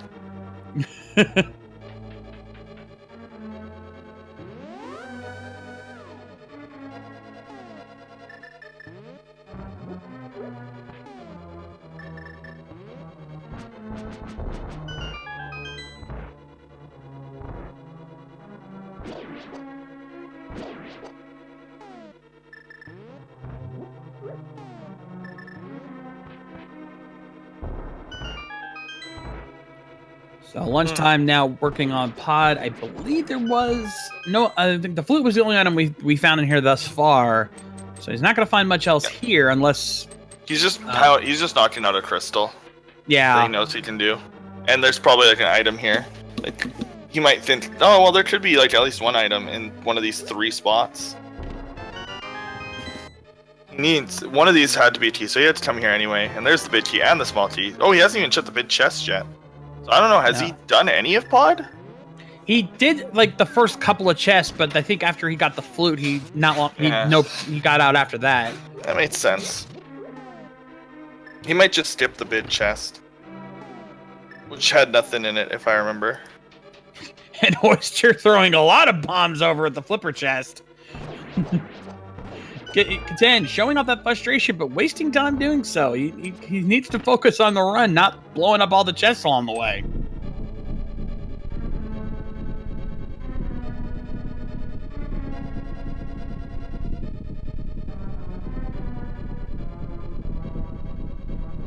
Also, that's interesting. Yeah, Oyster using the Samus sprite, and Bunny Bean turns him into Zero Suit Samus. I like that. A nice little twist. And my favorite is Marissa, the witch, turning into the mushroom. I've seen that. Yeah, that's funny. Decidueye turning into a Pokeball is pretty good too. I have not seen that one yet. That's interesting. It's like a little bouncy Pokeball. It's great. Some of the like bunny sprites are better, but I think it's because they have more like freedom with the bunny sprites. They don't have to match like specific specifications. Exactly. And if you guys have never seen Randomizer before, yes, they have made up close to 40 custom sprites that you can choose from, and they're adding more all the time. So if you want to run the Randomizer, you can have a little fun with that. There's way more custom sprites out there. It's just they're not race legal because for one reason or another, some of them are buddy. What? He doesn't have bombs. Oh! Wow. That is gonna hurt him big time. That is not a chargeable wall. And he wasted his bombs earlier, blowing up the chest. He has no one to blame from himself. I told you guys. You guys are like, these chests just don't like fun. No, we just don't like to see runners waste their resources and time. And that's exactly what happened here. Oh man. This is why you don't disrespect the chests. Or if you're going to, make sure you have the resources to do it without screwing yourself over, which is exactly what Oyster just did. Yeah.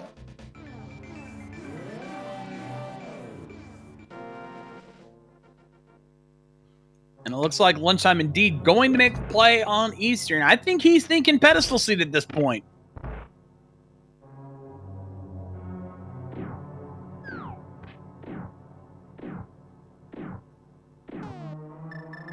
I mean, it made sense.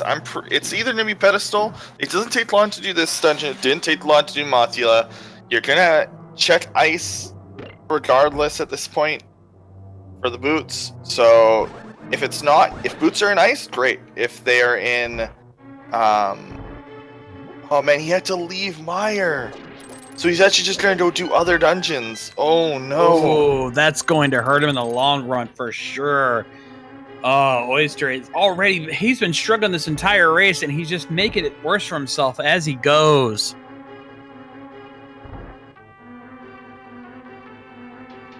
Yeah, and as you were saying, even if the boots aren't on the pedestal, it could, maybe Sarasala, vanilla boots, anybody? That is a possibility. One of the trolliest things these randomizers can do is to put an item that's vanilla location. I've seen it before. I mean, that's not really trolly. Some people say like, oh well, hammer in pod is trolly. I'm like, no, hammer in pod is like, oh cool, I get to finish pod now. Yeah, in some cases it's not, but there are some times where it's really trolly on you because you don't think of it being there.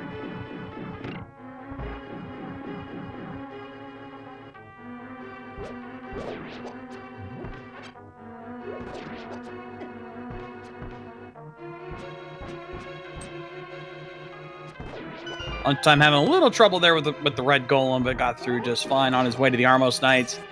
And thankfully he's got silver, so this will be a really quick fight too. Yeah, this is. I liked what I said. This isn't going to take that long, and it's actually a pretty good play.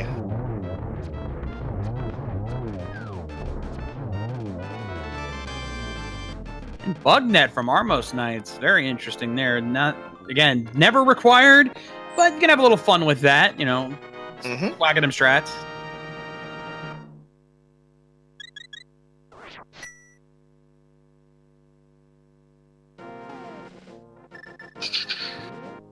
So where does he go from here? Does he go to, yeah, I think he kind of has to go to Ice Palace at this point.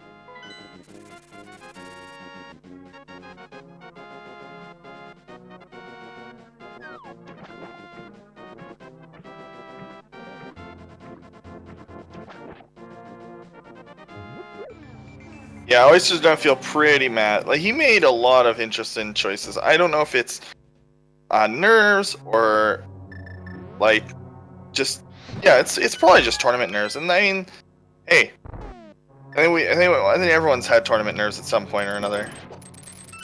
One of the reasons why I probably won't be doing this in game competitively, because like these guys are, because I would lose my nerves so easily. But I just have more fun watching these streams and enjoying and doing the commentary and just seeing what these racers can do. It's amazing to see. But yeah, when your nerves get you, you can make very easy mistakes, and it can cost you big time when you don't think about it.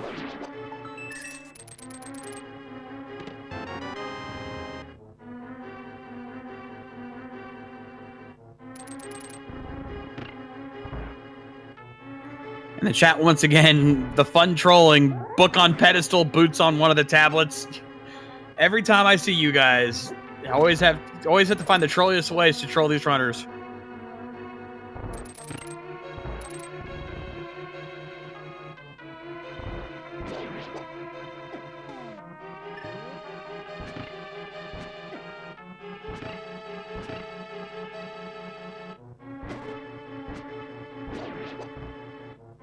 Jellyfish giving lunchtime a little bit of trouble there.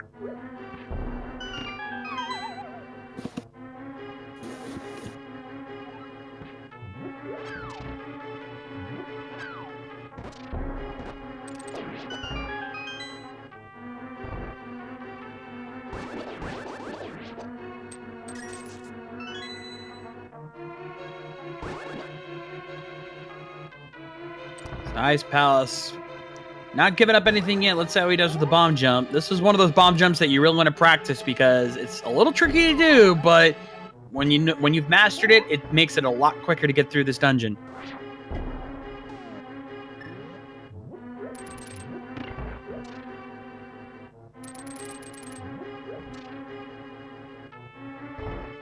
Okay. Yeah, that bomb jump is, in my opinion, if you do not learn that bomb jump, you need to learn that bomb jump and then come back to races. And that bomb jump's absolutely required. Yeah, it's one of the most common bomb jumps you'll end up doing through these races from what I've seen. And it's very essential that you learn that one really quickly because it saves you a ton of time as opposed to going the long way around. Now, ironically, you need to also know when not to do it. He did not need to do it in this run. He has Kane. He needs to full clear anyway. So he doesn't need to do the bomb jump. So it's totally fine. But yeah, it's absolutely a very good strat.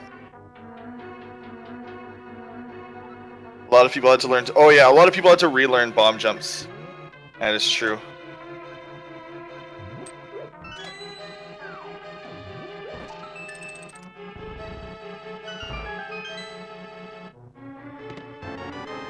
I always love the pattern that you have to do for that particular room is to grab the, run past the bunny bean, grab the pot, throw it at the skull while hitting the switch. Then while the Stalfos is down, pull the switch, tongue switch, and then rush right on out of there. It's a very precise pattern you have to do. If you get it right, it saves you a ton of time.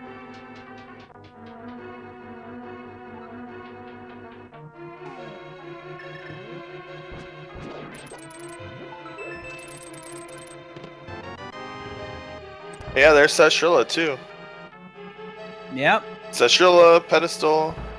Pedestal could also be booked, which leads to to boots. That's what one chat was saying earlier. Yeah, book on the pedestal, boots on one of the tablets.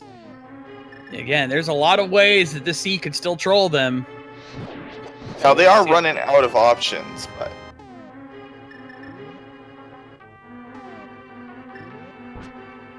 you are right. Oh, he's trying to bomb jump this.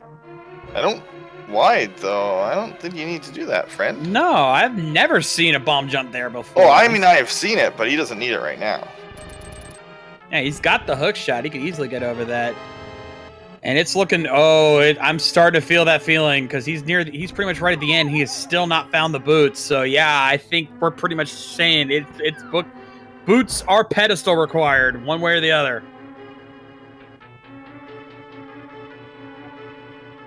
I don't know where he's going. I guess he's missed one chest. That's the only thing I can think of at this point.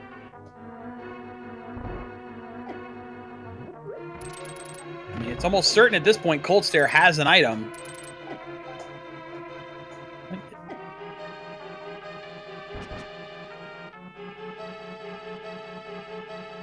I think there is one last chest that you have to go out of your way for. It's one chest that a lot of runners usually avoid, but I think he's going to have to get it. That's this one down here. There's the book! Oh, okay. So now it can be on any book location. Yeah. But at this point, blind pulling the pedestal is actually to play. Debated. Oh, this seed, man. This seed has been trolling these guys hard.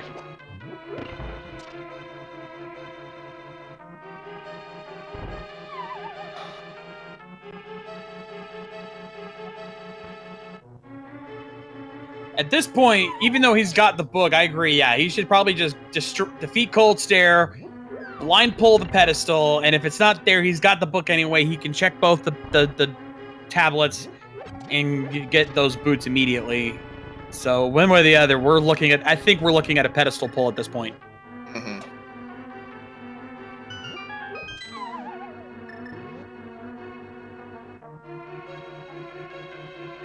So lunchtime now, getting into the fight with Cold Stare, opting to go right to Fire Rod strats. And looks like, oh, he's got him in the corner. Oh, he had him in the corner. And very tricky to do, but it's always a good idea to try to corner these guys. But he got two of them in the corner, so it's going to be a little easier for him.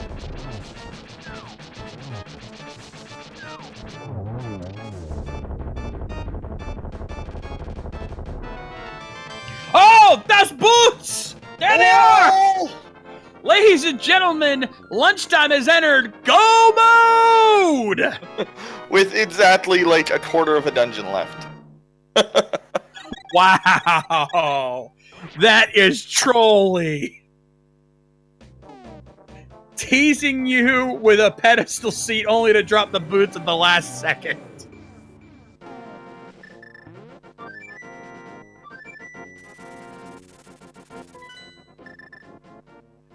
And immediately lunchtime heading off to finish off Desert Palace. Can't say I blame him there, but wow.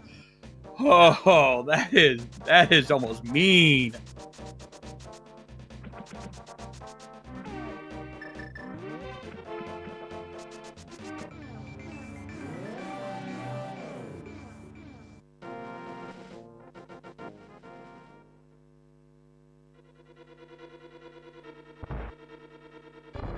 Wow, this has been a back and forth race, honestly.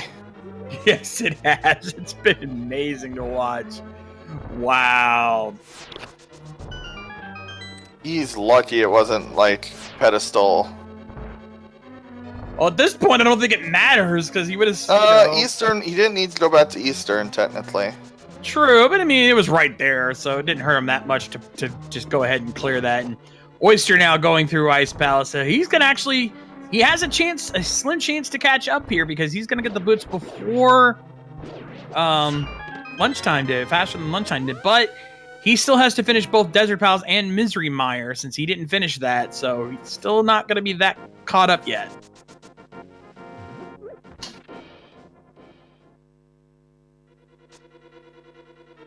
Oyster did not finish Mire. He did not have a bomb and could not finish.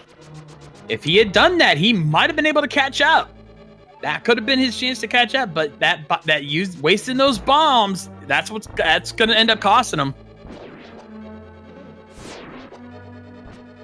So he's going to be in go mode momentarily when he finds those boots, but Indeed. He doesn't know how to do the realm. Oh, he didn't have bombs equipped. Oh, he got it still. Lucky. Yeah, don't want to run out of bombs again.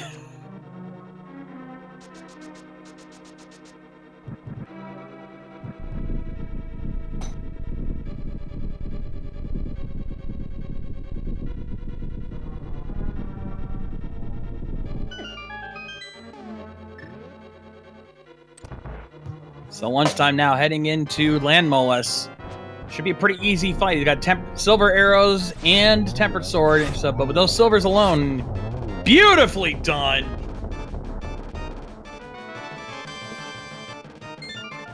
Okay, so now that he's got that all finished up, we should be over momentarily. Oh, he just missed the firebar. That was close there. And ladies and gentlemen, we have a little tradition we like to do here when it gets to this point. Because lunchtime, we'll be heading up to Ganon's Tower right now. There are 22 chests in Ganon's Tower. Which numbered chest do you think the big key is going to be hiding in on this one? Zelnus, what do you think? 22. Oh, any specific room, or are you going to be even trollier there? Oh, it's tile room. I mean, what else? That's all 22 is. If you're doing it any other time, well, you might have lost the race because of that. I remember that. Yeah, I'm gonna be slightly less trolly, but not by much. I'm gonna say vanilla spot. It's gonna be right past the ice armos.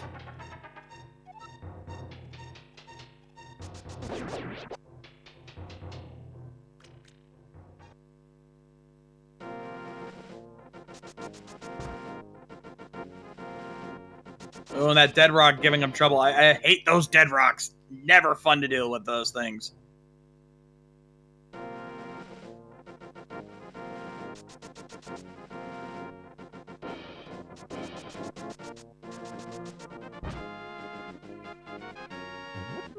I'd go so far as to say the dead rock should be the official mascot of the randomizer because they troll you worse than any items in this game.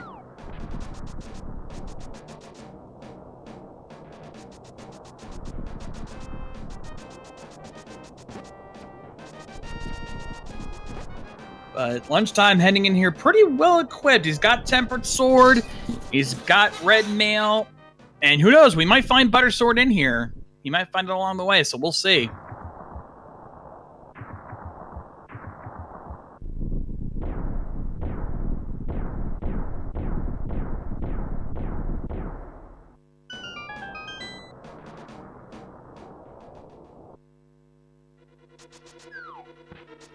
All right, so lunchtime opting to start on the right side, looking like he's going to do Dark Magician strats where you start on the right side, and if you find a key, you keep going on. We'll see. $50 and a small key. And yep, he's opting to go right side first.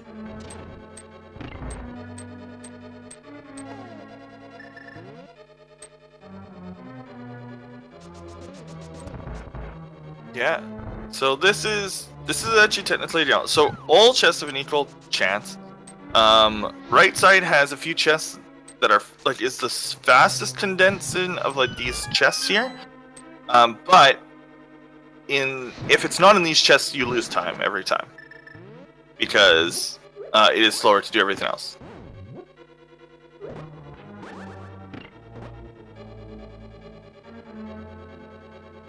So let's see, we've got a compass. There's our ether. There's our ether medallion. A little late for that, but...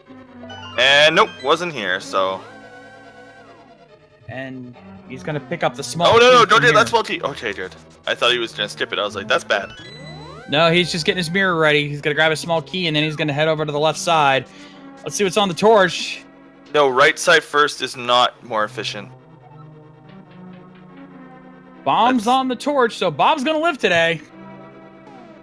Right side is less efficient. Like that's why it's called a gamble. You're gambling that it is in those first 6 chests. If it's not in those chests, you lose time every time. That's the whole point of it. It's basically if you feel behind, you do right side first because if it is there, then you gain time on your opponent. All right, so nothing. Yeah, we're chest 11 still not showing anything yet.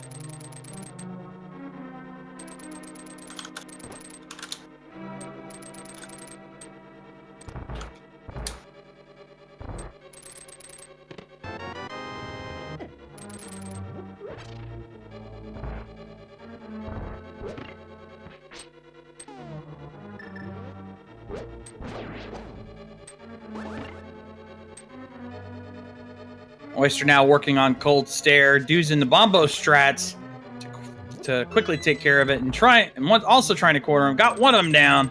Yeah, if you didn't get them in the corner, it can be pretty fast. Even if some of them escape.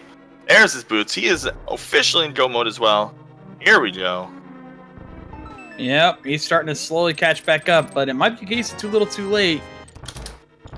All right, 50 rupees there, chest 13. Still no sign of the big key yet.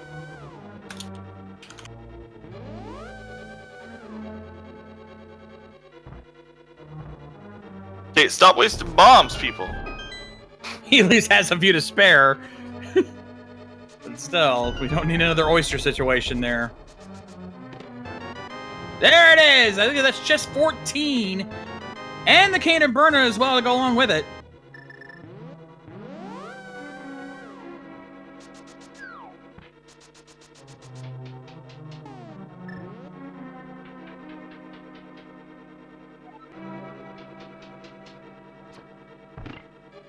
So, big key in the rando room. Rando room used to be the most common spot because the logic wasn't in this dungeon wasn't actually like random. There was like bias to the left side just because of the item requirements for right side. I know that sounds weird considering it's GT, but because of the way that it used to work. That's how. That's also why it was like discover. That's why people had to figure out what way was fastest because they wanted to figure out how to get to the best chest fastest. So that's why 2 right, mirror, do left side, then do right side was the strat because it's faster. And in the past, it was actually that random room had the highest possibility. That isn't true anymore. GT, every chest has equal chance. It's 1 in 22 chance. Yep, so lunchtime now working his way through the gauntlet while Oyster is going back into Misery Mire to finish that up. Yep. I would have done Desert if I was him, just in case like Golden Sword was on Moldarm or something. Sorry, Lamos. We know it's not, but what we know and what he knows are two different things at this point. Mm-hmm.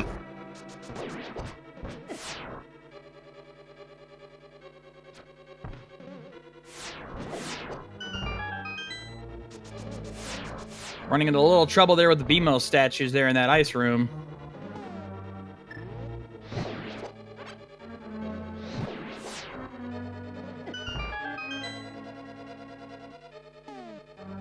Now lunchtime getting ready to deal with Land Molus 2.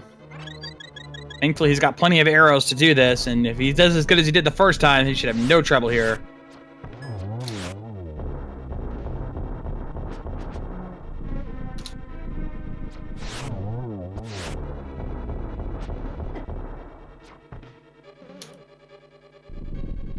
Yeah, he didn't actually need to do that switch. If you ever read it, okay, I don't know why he keeps using the conveyor belt. You can just put it down.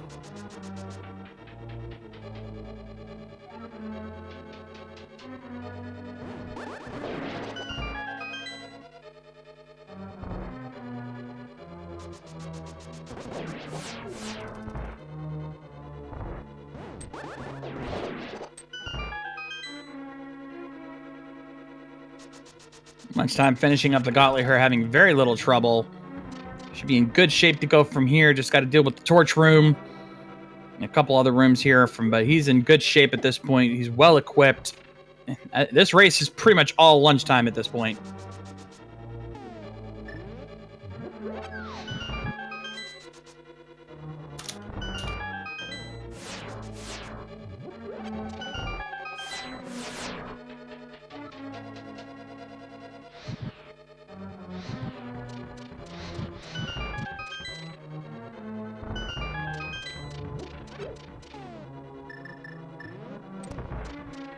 So he's just finished up. He does want to check those chests in case it's golden, so I mean, that made sense. We'll see. He's probably thinks he's pretty far behind, considering where Bo was and where Fire Rod was. Like, you'd have to think, well, what if my opponent jet there?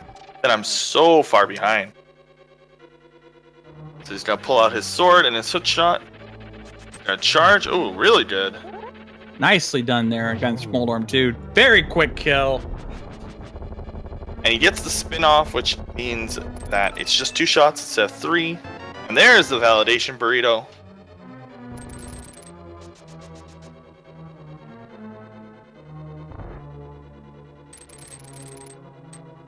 Calling it now, one of those 2 chests he passed up had the butter sword.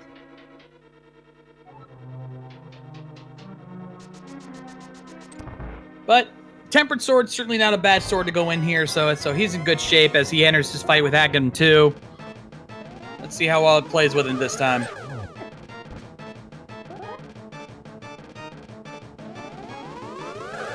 Oh, a triple! There we go. Nicely done.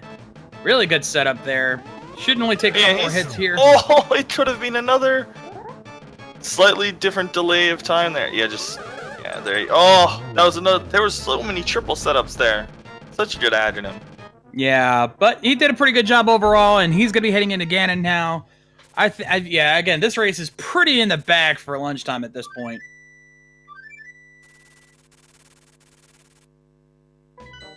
And we missed it, but it looks like Oyster did finally take care of Vitreous, so he's almost done as well. He's heading off to Land Molus, and then he'll be ready to head to Ganon's Tower, but he probably won't even get to Ganon's Tower before this race is over.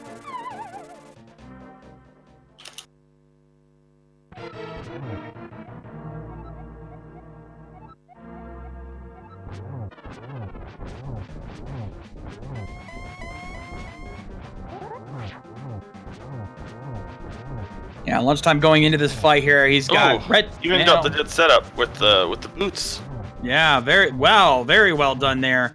And he's got Tempered Sword, Red Nail, and 3 blue potions. He should have to no go trouble for a in this fight. cape. Fortunately, missed the cycle, which he could have gotten with the cape just going underneath Ganon. Instead of the dash method, I think he could have one-cycled that phase. And now we should see this. Now he's going to come out of his cape.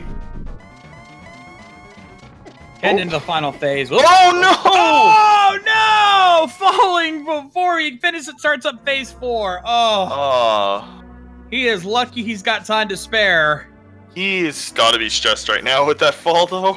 He doesn't know that he's a full dungeon ahead, but... Yeah, he's got to be panicking right now. Thankfully, he's bots the tree. Good idea.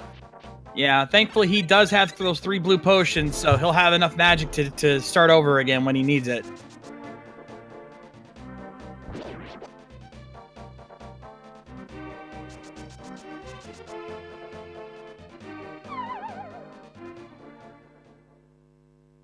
Now, while he's doing the parts again that we've already seen, I will let people know, if you're watching this, there is in about, I think it's an hour and 45 minutes, we'll be having the weekly standard, which is the standard, which is a little bit easier than open, because you get a sword every time. No swordless strats required. I don't know where he is. He kind of he's losing his sword by getting too close to Ganon. Feel free to join the weekly. The weeklies are beginner friendly. Well, they're as beginner friendly as races can be. And feel free to join that. It's on Speedruns Live. If you need assistance to get on that, you feel free to join the Discord, and somebody will help you out. Indeed, and we also have another race coming up at about 1:30. So in about 10, a little under 15 minutes, with Ozzypone and Dark Shadow 59 happening on this channel right after us. So be sure to stay tuned for that as well.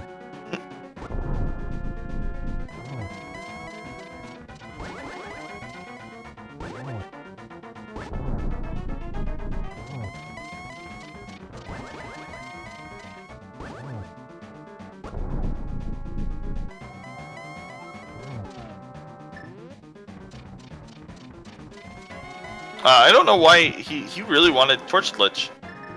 With half magic and silvers, you don't really need to get Torch Lich. Yeah, it's still nice to have that. It makes it a little bit easier for you, so you don't go, getting a double there. Very nicely done. Oh, he almost walked off. I was like, okay. Oh, that was close. No, sword beams do not work. Has to be a level 3 attacker better. And he is down. Very nice fight there for lunchtime on the second run, finishing with an official SRL time of 2 hours, 15 minutes, and 33 seconds.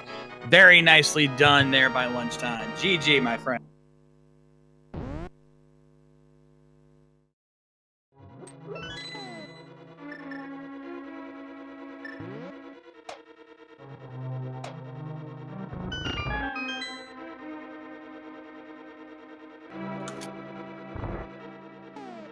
So there we go. As lunchtime finished.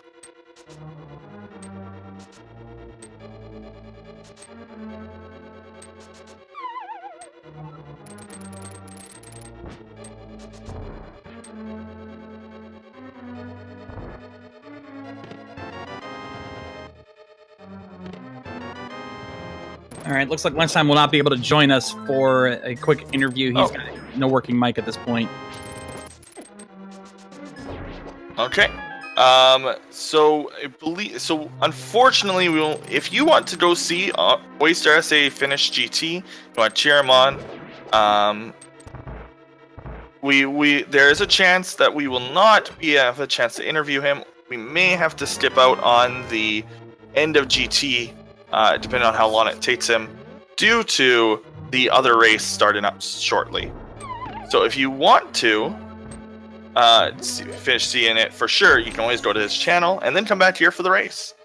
That will be starting promptly. Yeah, like we said, make sure you stay tuned for that. It's gonna be an exciting race there. But yeah, big GG there to lunchtime, and a lot of fun. Thank you. Again, big thank you to everybody. Thank you to our tracker Kova and our restreamer Alvi. Very cool group of guys. Make sure you give them a follow, and of course, give a big follow to my co-commentator Zelnus. Thank you. This was a lot of fun, dude. And follow the Shades. Also, don't forget to follow Speed Demon 1, Speed Demon 2, Speed Demon 3, Speed Demon 4, Randomizer Mania 1, Randomizer Mania 2, Randomizer Mania 3, Randomizer Mania 4, so that you don't miss any races, because those appear on all those, as well as pretty much every other Speed Demon tournament in existence on those 4 channels. So, yeah, let's see if we can at least see what was at the pedestal real quick. Yeah. See what was there. yeah, I don't think we'll skip the credits. The credits are pretty important. Double Lumberman. Yeah, they're not even chopping the right tree in that picture. The boy has lunch again. It could be butter.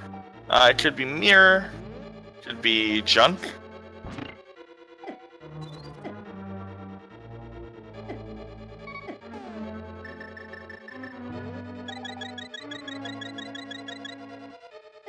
The Dwarven Swordsmiths.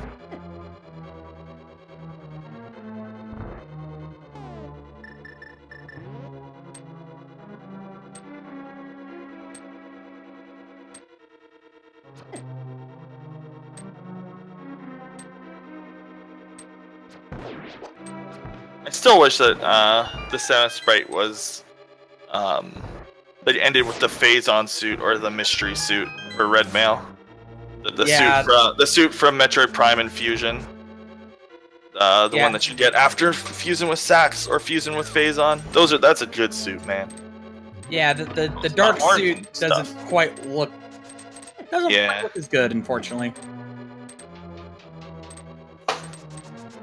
Hey, and pedestal is going to be, we're going to find out momentarily as the credits slowly move their way to the Lost Woods. And the explosions sleeps again, so just 3 bombs. Pull the pedestal, got a Michael Bay movie, it seems.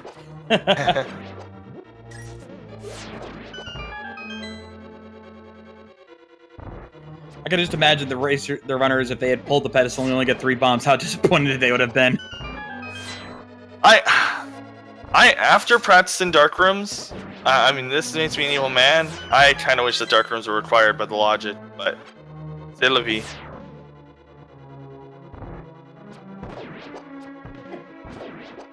Okay, so we will be wrapping this up, and it will be the quad race will be continued apparently on Randomizer 3. So definitely stay tuned for that. There's going to be a quad race there.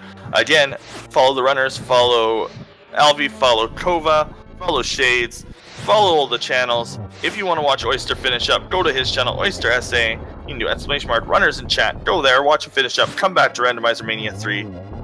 We have to go because there's a race waiting to start in like 4 minutes. So peace out. Again, that'll be on Randomizer Mania 3. Enjoy that. And as always, I'd like to say, rock on, guys. Peace out. Bye, YouTube.